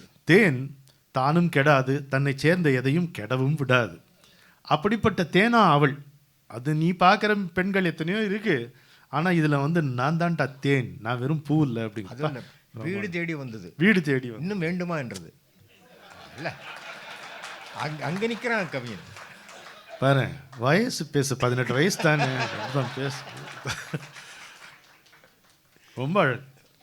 சிந்தும் தேன் துளி இதழ்களின் ஓரம் பாரு லலிதா. சென்றேன் ஆயிரம் நினைவுகள் ஓடும். சோகண்டாப்பா. சிந்தும் தேன் துளி இதழ்களின் ஓரம், சென்றேன் ஆயிரம் நினைவுகள் ஓடும். கரும்போ கனியோ கவிதை சுவையோ விருந்தோ கொடுத்தான் விழுந்தாள் மடியில் பூமாலையில் ஓர் மல்லிகை இங்கு நான் தான் தேனின்று. பாட்டையே மாத்திட்டியப்பா. உந்தன் வீடு தேடி வந்தது இன்னும் வேண்டுமா என்றது. First class. இதுக்கு ஒரு சிறப்பான கரவொலி நம்ம அண்ணாவுக்கு கொடுத்தோம். அதாவது இந்த நிகழ்ச்சியில் இதுவரைக்கும் வராத பாட்டு தங்க குடத்துக்கு போட்டு வச்சுன்னு சொன்னார். வந்த பாட்டான இப்படி ஒரு பொருள், இப்படி ஒரு பரிமாணம் இது வரைக்கும் யாரும் இதுக்கு சொன்னதில்லை. ரொம்ப நல்லா இருக்கு. ரொம்ப இதை மனசில் பத்திரப்படுத்திக்குவேன். சொல்லுவோம்ல, சொல்லி அவர் பேரையும் சேர்த்து சொல்லுவோம்ல. அதனால தானே நமக்கு பாராட்டு. அது மாதிரி ஒரு தத்துவ பாடல்கள் என்னை ரொம்ப பாதித்த பாட்டு எந்த ஊர் என்ற விளையாட்டு. அதில் எல்லா ஊரும், அதான் ஒரு மேப்பை புரட்டி பார்த்தா என்னென்ன ஊரெல்லாம் இருக்குமோ அது எல்லாத்தையும் கதையோடு பொருத்தி அர்த்தத்தோடு அந்த பாட்டுகளை பண்ணியிருக்காரு. பள்ளத்தூர் தண்ணில் என்னை பரிதவிக்க விட்டு காதலி பிரிஞ்சு போகிறதுக்கு அப்புறம் செட்டிநாடு வந்துடணும் இல்லை. பள்ளத்தூர் தண்ணில் என்னை பரிதவிக்க விட்டு மேட்டூரில் அந்த மங்கை மேலேறி நின்று கொண்டாள். கீழூரில் வாழ்வதற்கும் கிளிமொழியால் இல்லையடா, மேலூர் போவதற்கும் வேலை வரவில்லையடா. என்ன ஒரு எல்லாம் ஊர் பேர் மாதிரி இருக்கு. என்னமோ ரயில்வே ஸ்டேஷன் ஏதோ ஒரு ட்ராவலில் போனால் எல்லா ஸ்டேஷனும் பார்க்குற மாதிரி இருக்கேன். அதில் இவ்வளவு விஷயங்களா? இது அவர் பாடி கேட்கணும். நான் கேட்டிருக்கேனே. யார்? கருணாசன் பாடி. அவரே பாடி. ஐயோ அப்படி அழகாக வச்சுட்டு பாடி. நான் பாடி கேட்டேன் தனியாக. நீங்கள் பாடினாங்க. அது வேற உங்கள் துர்பாக்கியம். அது கேட்டிருங்க. அவர் பாடி நான் இதை கேட்டிருக்கேன். இதுவும் கேட்டிருக்கேன். பார்த்தேன் சிரித்தேன்னு கேட்டிருக்கேன். இரண்டு மனம் வேண்டும் எனக்கு எக்ஸ்க்ளூசிவ். தம்பி ரொம்ப நாள் கழிச்சு ஒரு நல்ல பாட்டு எழுதினேன் அப்படின்னா கவிதா ஹோட்டலில் உட்காந்து. யார் நான்? I was a nobody. I was a student. யாரும் இல்லை. நம்ம தான் பண்ணிட்டு போட்டோம். ரொம்ப நாள் கழிச்சு ஒரு நல்ல பாட்டு எழுதினேன்ப்பா அப்படின்னு சொல்லிட்டு இந்த பாட்டு பாடி காமிச்சார். எப்படி இருக்கும் எனக்கு? My hero is sitting before me and entertaining me. எப்படி இருக்கும்? சப்த நாடி ஒடுங்கி போய் உட்காந்துருக்கேன் நான். ஒரு வார்த்தை எது சொன்னாலும் அங்கே இட் வில் சவுண்ட் சில்லி இல்லை. நம்முடைய நாயகன் முன்னால் நம்ம எது பேசினா தத்து பித்துன்னு இருக்கும்ல, அப்படியே பார்த்துட்டு இருக்கேன். அவர் இன்னும் ரொம்ப நாள் நம்ம கூட பழகின ஒரு மாதிரி உட்காந்து வச்சு பழகுவதற்கு ரொம்ப இனிமையான ஒரு ரொம்ப குறைச்சலான சந்தர்ப்பங்கள் தான் அவர் சந்திச்சிருக்கேன். நான் மலர் நினைவுகள் நிகழ்ச்சிக்கு அவரை நிகழ்ச்சிக்கு அவருடைய பாட்டுகள் என்னங்கிறது இப்போ இந்த மாதிரி லிஸ்ட்டு தேவையில்லையே, நம்ம பாட்டுக்கு எது வேணாலும் எடுத்து போடலாங்கிற மாதிரி நமக்கு தைரியம் இருக்குது. ஆனால் டேட்டு கேட்குறதுக்காக அவர்கிட்ட போகும்போது அவர் ஒரு சின்ன ரூமில் பெட்டில் அவர் உட்காந்துருக்காரு. ஏதோ பேட் வச்சு எதுவும் எழுதிட்டுருக்காரு. இப்போ இது புக்கு படிச்சுட்டு இருந்தார். நான் உள்ளே போனோடனே வாங்க தம்பி உட்காருங்க அப்படின்ட்டார். அவர் முன்னால் எப்படி நம்ம உட்கார முடியும்? நடுங்குது எனக்கு உடம்பு. அவரை பார்க்குறதே பெரிய விஷயமா இருக்கும்போது அவர் எப்படி உட்கார்றதுன்ட்டு உட்காருங்கிறாரு. அங்கே சேர் போடுறதுக்கு இடம் கிடையாது. இது பண்ணுறது உட்காருங்கன்னா அவரோட சமமாக இப்படி உட்காருறதுன்னு நடுக்கத்தில் இல்லைண்ணா பரவாயில்ல நான் தேதி மட்டும் கேட்டு நான் கிளம்புறேன் அப்படின்னு. 3 காரணங்களுக்காக நீங்கள் உட்காந்தே ஆகணும். ஒரு ரெடல் போடுற மாதிரி. என்ன 3 காரணங்கள் என்ன புரியல. உட்காந்தா தான் சொல்லுவேன். நான் இடத்துக்கு உட்காந்துட்டேன். நீங்கள் வந்திருக்கிறது அரசாங்க வேலையாக வந்திருக்கீங்க. பிரசிடென்ட் ஆஃப் இந்தியாவோட ரெப்ரசன்டேட்டிவ் நீங்கள். பா பிரசிடென்ட் ஆஃப் இந்தியாவுடைய ரெப்ரசன்டேட்டிவை நிற்க வச்சுக்கிட்டு நான் சாதாரண குடிமகன் நான் உட்காரக்கூடாது. யார் நீங்கள் சொன்னீங்களே அவரோட அந்த அந்த மெக்னானிமெண்ட்டு காரணங்கள் சொல்கிறது. ரெண்டாவது, இண்டஸ்ட்ரிக்கு நீங்கள் வந்தாச்சு, ஒரு 100 days பிக்சர் கொடுத்துருக்கீங்க. நம்ம சக எழுத்தாளர், சக கலைஞர், உங்களை நான் மரியாதை பண்ணி ஆகணும். மூணாவது முக்கியமான விஷயம் அப்படின்னாரு. என்ன சொல்ல போகிறான்னு பார்த்தேன். நீங்கள் நின்று நான் நிமிர்ந்து பார்த்து பேசுகிறேன், அண்ணனுக்கு கழுத்து வரைக்கும் இல்லைப்பா. அந்த எளிமையும் அந்த உரிமையும் இருக்க, இதெல்லாம் வந்து ரேடியோவில் இருக்கிறதுனால, ரேடியோவிலே தூர்தர்ஷன் இருக்கிறதுனால கலைஞர்களை சந்திக்கிறது வாய்ப்புகள் கிடைக்கும். பட் இந்த விஷயங்கள் எத்தனை பேருக்கு வந்து கிடைச்சிருக்குன்னு எனக்கு தெரியல. எனக்கு அந்த அந்த இந்த நிகழ்ச்சியே இதுதான் சாமி. இதுக்காக தான் இந்த நிகழ்ச்சியை கண்ணதாசனை கொண்டாடுவோம் அப்படிங்கிறது தான். கண்ணதாசன் இறந்து போன போது ஒருத்தரும் என்னெல்லாம் பேசியிருப்பாங்க, அது நீங்களே யூகிச்சுக்கலாம். அதில் ஜெயகாந்தன் தான் உண்மையான வார்த்தை சொன்னார். இனி கண்ணதாசன் நிறைகள் மட்டுமே பேசப்படும். அவர் பார்ட்டியில் இருந்தார், மேடையில் பேசணும். ஆமாம். இது காட்டு ரோஜாங்கிற திரைப்படம் 1963. அதில் கேவி மகாதேவனுடைய இசையமைப்பில் வந்தது தான் இப்போ சொன்ன இந்த பாட்டு எந்த ஊர் என்று. இதில் வந்து இது எங்கே இன்ஸ்பிரேஷன் கவிஞருக்கு அப்படின்னா, தனிப்பாடல் தொகுதியில் பட்டினத்தார் பேரில் ஒரு பாட்டு இருக்குது. அது பட்டினத்தாரான்னு தெரியாது, நிறைய ஔவையார் பேரில் இருக்குது, வள்ளுவர் பேர்லேயே கூட பாட்டு இருக்குது, வெண்பா இருக்குது நிறைய. அதில் இது எந்த ஊர் என்றீர் அப்படியே இருக்கு பாருங்க. எந்த ஊர் என்றீர், இருந்த ஊரை நீர் கேளீர், அந்த ஊர் செய்தி அறியீரோ, அந்த ஊர் என்னவா ஒரு ஊர், முப்பாலும் பாழாய் முடிவில் ஒரு சூனியமாய் அப்பாலும் பாழ் என்று அறி அப்படின்னு ஒரு சித்தர் பாட்டு. முப்பாலும் பாழாய் முடிவில் ஒரு சூனியமாய் அப்பாலும் பாழ் என்று அறி அப்படின்னு. எந்த ஊர் என்றவனே இருந்த ஊரை சொல்லவா, அந்த ஊர் நீயும் கூட அறிந்த ஊர் அல்லவா.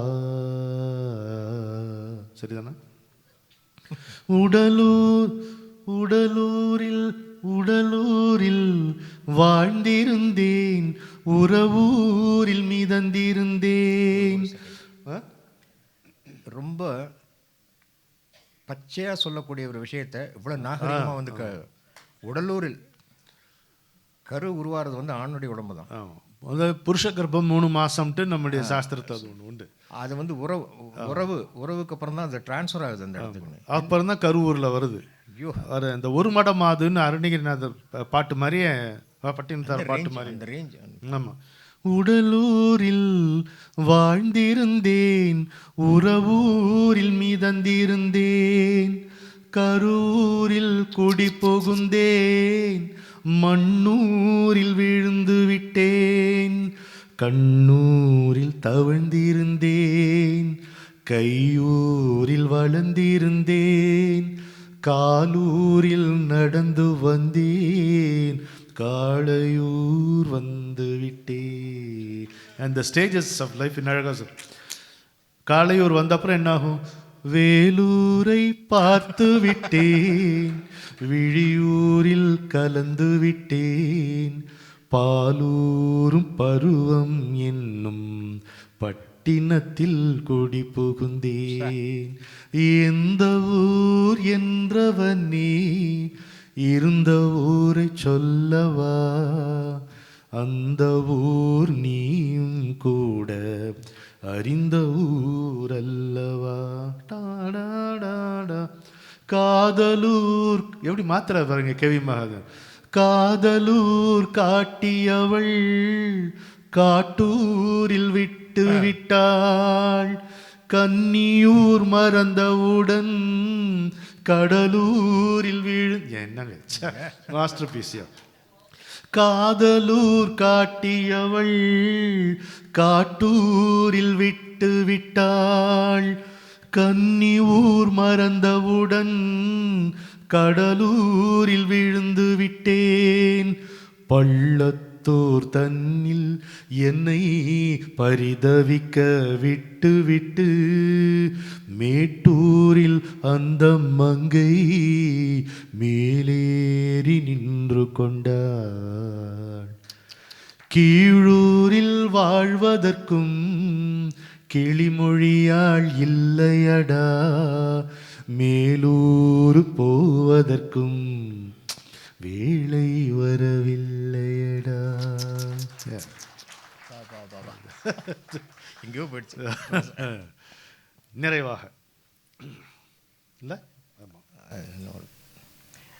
இசைப்புலமையை பற்றி ஒரு ஒரு ஒரு சந்திப்பில் வந்து அவர் கவிஞரோட மலர் நினைவு நிகழ்ச்சிக்கு வரும்போது அந்த சந்தத்துக்கு உங்களால் எப்படி வந்து வார்த்தைகள் வந்து விழுது வரும்போது ரொம்ப சாதாரணமாக ஒரு விஷயம் சொன்னார். ஒன்றும் இல்லை, இப்போ சீதைன்னு சொன்னால் சீதை, ஜானகி, அந்த மாதிரி 2 எழுத்து 3 எழுத்து 4 எழுத்து வரைச்சு.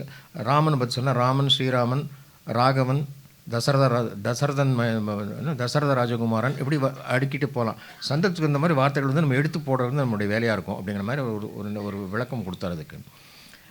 அதே சமயம் ஒரு விஷயம் சொன்னார், பாடலாசிரியர்களுக்கு இசைஞானம் கொஞ்சமாவது வேண்டும், இசையமைப்பாளருக்கு ஓரளவுக்காவது இலக்கிய பரிச்சயம் இருக்கணும். இது சொல்லக்கூடிய தகுதி அவருக்கு தான் உண்டு நிச்சயமாக. ஏன்னா ஒரு சின்ன ஒரு இன்சிடெண்ட் வந்து கேஎஸ் கோபாலன் சொன்னது, சிந்து நதி இசை பாட்டை வந்து நிறைய சரணங்கள் இருக்கும் அதில், அதை செலக்ட் பண்ணி கொடுக்கறதுக்கு கவிஞரை கூப்பிட்ருக்கார். கவிஞர் ஒரு 5-6 இது செலக்ட் பண்ணி கொடுத்துட்டு இந்த ஆர்டரில் போனால் சரியாக இருக்கும், இன்னொன்று பிக்சரைஸ் பண்ணுறதுக்கு சரியாக இருக்குன்னா அவர் கவிஞர் வந்து தொகுப்பு கொடுக்கறதுக்காக வந்திருக்கார். விஸ்வநாதன் வந்து உட்காந்துருக்கார் டியூன் போடுறதுக்கு. சிந்து நதி இசை நிலவினிலே சேரன் நாட்டிலம் பெண்களுடனே சுந்தர திளைங்கள் பாட்டி சேர்த்து, என்னையா டியூனுக்கு வர மாட்டேங்குது, பாட்டி செத்துன்னு வருது, வேறு மாற்றி சொல்லு, பாட்டி செத்துன்னு வருது. அதாவது விஸ்வநாதனுடைய ஆரம்ப இது இலக்கிய அறிவிப்பு சொல்கிறது. கண்ணதாசன் வந்து ரொம்ப அவருக்கு சீண்டுவார். கேஎஸ் கோபாலகிருஷ்ணன் வந்து ரசித்து அதை அவர் நேரேட் பண்ணி பார்க்கணும், இது அவர் மாதிரி என்ன நேரேட் பண்ணி தரல, பாட்டி செத்துன்னு வருது, வேற போட்டு சொல்லியா அப்படின்போது இல்லை அப்படிலாம் இப்போ மாற்ற முடியாது. என்னது பாட்டை கொடுத்து அனுப்பிச்சிட்டு கம்போசிங் வரானா யார் ஏன் பாட்டுது, அதுக்கு அந்த அளவுக்கு இவரை சிரிச்சுக்கிட்டே பண்ணிருக்காரு. அதே அவர் ரொம்ப பெரிய கவிஞர், உங்களோட பெரிய கவிஞரா நீங்கள் வந்து உட்காந்துருக்கலாம், உங்களோட ஒரு பெரிய ஆள் அவர். ஆமாயான் அப்போ சரி. அதாவது நான் அந்த 2 பேருக்குள்ள பரிமாற்றம் கேசி அப்படியே ஆக்ட் பண்ணி கேட்பேன். உங்களோட பெரிய ஆளான்னா ஆமாயான் அப்போ சரி, நீங்கள் சொன்னால் சரிதான். அந்த மாதிரி வந்துட்டு என்ன கம்போசிங், அப்போ திரும்ப கம்போசிங் வந்து உட்காந்துக்கிட்டு வந்து இப்போ பாட்டை கொடுத்துட்டு கம்போசிங் வராமல் உட்காந்தேன். நல்லா இருக்குது பாட்டுன்னு, கூப்பிட்டா வரமாட்டாரே, அவர் செத்து போயிட்டாரா, கூட 2 பாட்டு கொடுக்கலான்னு பார்த்தனே. இந்த வெகுளி அதுக்கு அவரோட முத்தாய்ப்பு கவிஞரோட வார்த்தை என்ன, உனக்கு இந்த கருப்பு வெள்ளை கட்டையும் 7 சுரமும் இதை தவிர உலகமே தெரியாது உனக்கு, நீ பிறந்து மறுபடியும் வா, ஆசீர்வாதம், நீ மறுபடியும் பிறந்து வா, சாதாரண மனுஷன் மாதிரி எல்லா சுகதுக்கங்களையும் கலந்துக்கிட்டு காதல்னா என்ன, உடம்புனா என்ன, வாழ்க்கைன்னா என்னங்கிற கற்றுக்கிட்டு வாணி. அந்த மாதிரி அப்படி அவங்களுக்குள்ள உள்ள பந்தங்கள் அப்படி இருந்தது. நல்லா தான் இருக்கு அண்ணா. அது இல்லை அவர் பிறந்து மறுபடியும் வந்தாலும், கவிஞர் பிறந்து மறுபடியும் வந்தாலும் நல்லா தான் இருக்கும். ஆனால் ரொம்ப டைம் ஆகட்டும், நம்ம இன்னும் கொண்டாடியே முடியலையே அவங்க. அது சரி, அது போட்ட பாட்டே நம்ம இன்னும் கொண்டாடி முடியல. அது வரவேற்பு விழா வச்சுக்கலாம், வரவேற்பு விழா வச்சுக்கலாம், வரும்போது வரட்டும். இல்லை அது மாதிரி அந்த கேஎஸ்டியுடைய ஆதிபராசக்தி படத்தில் அந்த சொல்லடி அபிராமி பாட்டு இருக்கு. சொல்லடி சிவசக்தி பாரதியினுடைய வரி இது, சொல்லடி அபிராமி. அந்த பாட்டில் வரும்போது இங்கே பாடினா நல்லாயிருக்கும் பார்த்தேன், முடியல. நல்லா இருக்கு, நல்லா தான் போயிட்டுருக்கு இப்போ. இல்லை அப்படி இல்லை, டைம் ஆகிப்போச்சு. ஆமாம், சந்த நயம் வந்து வார்த்தைகள் வந்து விடுறதுக்கு வந்து குற்றால குறவஞ்சி இல்லை, அது அப்புறம் வருது. குற்றால குறவஞ்சி தான் இந்த சங்கியில் வந்து அந்த பாட்டுக்குள்ளதுக்கு. வாராயோ ஒரு பதில் கூறாயோ, நிலவென வாராயோ அருள்மழை தாராயோ, வானம் இடிபடவும் பூமி பொடிபடவும் நடுவில் நின்றாடும் வடிவழகை, கொடிகளாட முடிகளாட குடிபடை எழுந்தாட வரும் கலையழகை, வெள்ளை உள்ளம் துள்ளும் வண்ணம் பேரிகை குட்டி வர மத்தளவும் சத்தமிட வாராயோ ஒரு பதில் கூறாயோ. எவ்வளோ அழகாக இருக்கு சொல்லும்போது, போதும், நல்லா. இப்போ எப்படின்னா இந்த பாட்டு இப்போ பொறுத்த வரைக்கும் கேவி மகாதேவன் மாமா பொறுத்த வரைக்கும் எழுதி கொடுத்த லிரிக்கை பார்த்ததுக்கப்புறம் தான் அவர் டியூன் பண்ணுவார். டியூன் போட்டு அவர் பாட்டு எழுதி பழக்கம் கிடையாது அவருக்கு. அவருடைய என்ன ஒரு 6 பாட்டு ஒரே நாளில் எனக்காக தூர்தர்ஷனுக்காக எனக்கு கம்போஸ் பண்ணி கொடுத்தார். அது நடக்கலை, அது வேறு விஷயம். வேறு அரசாங்க நடைமுறைகளில் சில விஷயங்கள் பிரச்சனைகள் இருந்ததுனால நடக்கலை. அவர்கிட்ட போய் மன்னிப்பு கேட்டேன், உங்களை தொந்தரவு பண்ணிட்டேன், மன்னிக்கணும், நான் அப்படி மன்னிக்கணும் மாமான்னு சொல்லிட்டு அவர் போய் கால் தொட்டு விட்டேன். உடனே அவர் அப்போட்டு சொல்கிறார், அவர் என்ன குழந்தை இப்படி பேசுகிறான் அவன். நமக்கு வந்து சாகித்யம் கையில் கிடச்சா உடனே அதுக்கு டியூன் வரதா, மியூசிக் போட முடியுதான்னு டெஸ்ட் பண்ணி பார்க்குறதுக்கு சரஸ்வதி வந்து அனுப்பிச்சி விட்ருக்கா. 6 பாட்டு ஒரு நாள் முடிச்சிருக்கோம்ப்பா. நம்ம உடம்புல இன்னும் தெம்பு இருக்குது, நமக்கு நம்ம ஞானம் நம்ம வத்தி போகலை, அதை உரைச்சி பார்க்குறதுக்கு ஒரு சந்தர்ப்பமாக எடுத்துக்கிறது. இதில் வருத்தப்படுறதுக்கு ஒன்றுமே இல்லைடா கண்ணா அப்படின்னு. இது அவருடைய மேதமை, அவருடைய இதுக்கு அவர் கொடுத்த அவருடைய படத்தில் வந்த அவருடைய இசையில் வந்த பாட்டு தான் இது. வந்து கண்ணதாசன் எழுதி கொடுத்ததுக்கு அவர் டியூன் பண்ணது. அப்போ எழுதி கொடுக்குறதா சந்தம் வந்து எந்த அளவுக்கு ஸ்ட்ராங்காக இருந்ததுன்னா அவருக்கு டியூன் பண்ணுறதுக்கும் டிஎம்எஸ் அண்ணன் பாடுறதுக்கும் எவ்வளோ வேகம் கிடச்சிருக்கும் உங்களுக்கு. அதே இது குன்னக்குடி வைத்தியநாதனுடைய மருதமலை மாவனுடைய பாட்டில் குன்னக்குடி வந்து ஜெட்டு வேத்துக்கு போனார்னா அவர் இதில் வயலின் கையில் எடுத்தாருன்னா அது என்ன பேசுமா, அது பிராண்டுவாரா தெரியாது, அந்த மாதிரி அப்படி ஒரு இது இருக்கும். ஆனால் அது அந்த அசாத்திய சூறன் அதில் சும்மா ஒரு டெஸ்ட் பண்ணுறதுக்காக வந்து வயலினில் கட்ட கட்டன்னு ஒரு சதம் கொடுத்த உடனே சொல்லி முடித்த மாதிரி அடுத்த வார்த்தைகள் மழையது. அந்த அது நீங்கள் சொன்ன தேவையில்லைன்னு பார்த்தேன். காண்பதெல்லாம் உனது முகம் அது ஆறுமுகம், காலமெல்லாம் எனது மனம் முருகுது முருகா, அதிபதியே குருபரனே அருள்நிதியே சரவணனே, பனியது மழையது நதியது கடலது சகலமும் உனதருள் கருணையில் எழுவது வருவாய் முருகா வேலையா. இது அந்த டியூனுக்கு வேண்டிய பாட்டு. ஆக ஒரிஜினலாக வந்து பாட்டு எழுதி கொடுத்தாலும் அதில் ஒரு சொந்த அழகு இருக்குது. டியூனுக்கு கொடுத்தாலும் அதுக்கு இந்த வார்த்தைகளை வந்து கொஞ்சம் பொறுத்து கொடுக்க சாமர்த்தியம் இல்லை. அது வந்து அந்த திறமையும் வந்து கவிஞர்கிட்ட இருந்திருக்கிறதுக்கு. அந்த இசை நுணுக்கம் வந்து மன்னவன் வந்தாண்டி பாட சொல்லி கேட்டேன், அது முடியல. அவர் பார்த்துக்கலாம். ஒரு சின்ன அறிவிப்பு. கவியரசு கண்ணதாசன் தமிழ்ச்சங்கம் பம்மல், நம்ம காவிரி மைந்தனுடையது, அந்த அண்ணா நூற்றாண்டு நூலகம் இணைந்து வழங்கும் கண்ணதாசன் விழா. கவிஞர் பிறந்த நாள் வருதில்லை, அதுக்காக 23ஆம் தேதி திங்கட்கிழமை மாலை 4 மணிக்கு. இடம் அண்ணா நூற்றாண்டு நூலகம், 2ஆம் தளம், கோட்டூர்புரத்தில். வரவேற்புரை யார்? கல்யாணி ஸ்ரீதர் அவர்கள். மகேந்திரங்க. தொகுப்புரை முனைவர் சரஸ்வதி ராமநாதன் அப்படியா. கவியரங்கம் அதுக்கு தலைமை வந்து கவிச்சுடர் கவிதை பித்தன் அவர். நிறைய கவிஞர்கள் அதில் பங்கு கொள்கிறார்கள். அப்புறம் கண்ணதாசன் அமைப்புகளின் நிறுவனர்களை பாராட்டுதல். அப்புறம் திருமலை சேகர் அதுலேருந்து ஆரம்பித்து எவ்வளோ எழுதியிருக்கார் அவர் கண்ணதாசனை பற்றினும் ஒரு குறிப்பு. நெமிலி கிருஷ்ணமூர்த்தி, கண்ணன் சேகர், எஸ்எஸ் இஸ்மாயில், முபாரக் அலி, அப்புறம் வாழ்த்துறை கோபி கண்ணதாசன் அவர்கள். பாட்டுத் தேரோட்டம் தொடங்கி வைப்பவர் டாக்டர் என் பஞ்சாபகேசன், சாய் சங்கரா மேட்ரிமோனியல்ஸ் குழுமம். கண்ணதாசன் பாட்டுத் தேரோட்டம் வழங்குபவர் கவிஞர் காவிரி மைந்தன். உடன் வழங்குபவர் முனைவர் எஸ்கே ராஜேஷ்குமார். ஒளி காட்சியுடன் உதவி அந்தமான் கிருஷ்ணமூர்த்தி, திரு ராகவேந்தர், நன்றி உரை பத்மநாபன். அனைவரும் வருக, அனுமதி இலவசம். திருப்புறேன் இரு படித்து முடிச்சாங்க.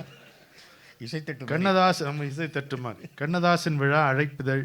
இது 22ஆம் தேதி. நான் முதல்ல சொன்னது 23ஆம் தேதி, அதனால தான் இவ்வளோ பதைப்போ. 22ஆம் தேதி ஞாயிற்றுக்கிழமை மாலை 5:30 மணிக்கு கிருஷ்ணகான சபா சிற்றரங்கம், காமகோட்டி ஹாலா. சிறப்பு அழைப்பாளர்கள் திரைப்பட இயக்குனர் திரு வசந்த், அப்புறம் சுப்பு பஞ்ச அருணாச்சலம், முனைவர் சரஸ்வதி ராமநாதன், திருமதி நளினி சிவபிரகாஷ். கண்ணதாசனின் பாட்டு தேரோட்டம் சிறப்பு மெல்லிசை விருந்து. பாடுபவர்கள் திருமதி ஜெயஸ்ரீ, திரு கலைமுகன், திரு சந்திரசேகர், திரு வெங்கடேஷ், திரு கார்த்திக் ரவிச்சந்திரன் இசைக்குழுவினருடன்.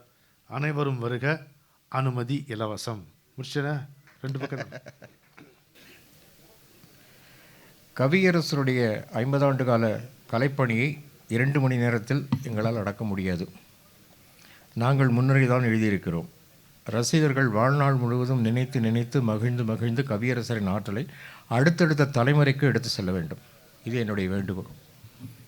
கவியரசு கண்ணதாசன் காலத்தை வென்ற கலைஞன். மானிட இனத்தை ஆட்டி வைப்பேன், அவர் மாண்டு விட்டால் அதை பாடி வைப்பேன்.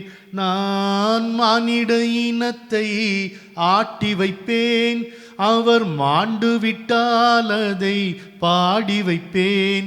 நான் நிரந்தரமானவன், அழிவதில்லை, எந்த நிலையிலும் எனக்கு மரணம் இல்லை. ஒரு கோப்பையிலே என் குடியிருப்பு, ஒரு கோலமையில் என் துணையிருப்பு, இசை பாடலிலே என் உயிர் துடிப்பு, நான் பார்ப்பதெல்லாம் அழகின் சிரிப்பு, ஒரு கோப்பையிலே என் குடியிருப்பு. அன்பர்களே, நம்முடைய அழைப்பு கிணங்கி இது 80 தாண்டியாச்சு. என்ன 80 தாண்டி இன்னும் 2 நாளா பாருங்க. நல்ல அருமையான பிறந்த நாள் வாழ்த்துக்கள் சொல்லுவோம். 1000 பிறைகள் கண்டவர் 100 வசந்தங்கள் காண வேண்டும் என்று அவரை வாழ்த்துவோம். அருமையான ஒரு நிகழ்ச்சியை நம்முடைய அன்பான அழைப்பை ஏற்று இங்கே வழங்கியதற்கும், ஒரே ஒரு டேக்கோம் மட்டும் சொல்லணும் அப்படின்னா, இங்கு நான் தான் தேன் என்றது என்கின்ற ஒரு அற்புதமான பரிமாணத்தை நமக்கு கொடுத்திருக்கும் அண்ணன் MS பெருமாள் அவர்களுக்கு நம்முடைய மனமார்ந்த நன்றியை தெரிவித்துக் கொள்கிறோம். உங்கள் அனைவருடைய வாழ்த்துக்களோடும் ஒரு நற்செய்தி உங்களோடு பகிர்ந்து கொள்கிறேன். இந்த மாதம் 22ஆம் தேதி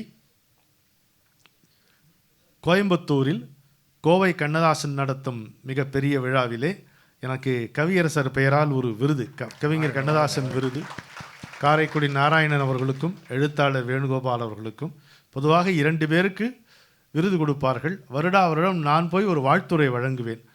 இப்படித்தான் பி. சுசீலா, LR ஈஸ்வரி, பஞ்சு அருணாச்சலம், வாணி ஜெயராம் இவர்கள் அனைவருக்கும் நான் வாழ்த்து செய்தி 20 நிமிஷம் பேசி பாடிட்டு வந்தேன். இந்த முறை எனக்கு விருது. உங்கள் அனைவருடைய வாழ்த்துக்களோடும் அதை சென்று வருகிறேன். நாளை மாலை 6 மணிக்கு, 6 மணி தானே, நாளை மாலை 6 மணிக்கு நம்முடைய PS பள்ளிக்கூடம் தட்சிணாமூர்த்தி ஆடிட்டோரியத்தில் மகா பெரியவர் தொடர்பான 5 நூல்கள் வெளியிடப்படுகின்றன. தெய்வத்தின் குரல் 8வது பாகம் வெளியிடக்கூடிய பெருமை பாக்கியம் எனக்கு கிடைத்திருக்கிறது. அண்ணன் KVS கோபாலகிருஷ்ணன் அவர்கள் தான் அங்கே அந்த அரங்கத்தை ஏற்பாடு செய்து அந்த விழாவுக்கே ஏற்பாடு செய்திருக்கிறார். தமிழ் திசையில் பணிபுரியும் பாரதி தமிழன் அவர்களுடைய முன்னேற்பாடு. அனைவரும் வரலாம். 5 பெரும் நூல்கள் அங்கே வெளியிடப்படுகின்றன. அந்த நிகழ்ச்சியிலும் நீங்கள் கலந்து கொள்ளலாம். மீண்டும் மீண்டும் உங்களை சந்திப்பேன் என்கின்ற எச்சரிக்கையுடன் உங்களிடமிருந்து நான் விடைபெற்றுக் கொள்கிறேன். வணக்கம். Even before the phrase corporate social responsibility gained significance, it was textured into the group's value systems. And today, this phrase has been redefined by Mr. Murali as citizen social responsibility. Chennai 365, an effort by SKS in association with social, sports and cultural bodies to do good to a vibrant Chennai. To Sri Krishna Sweets, it's no mere rule. It's not just an act. It's every citizen's social responsibility. After all, we make a living by what we get, but we make a life by what we give. And in the process, create a world where life's best bonds are built with love and care. And in time, they will become our strongest bond.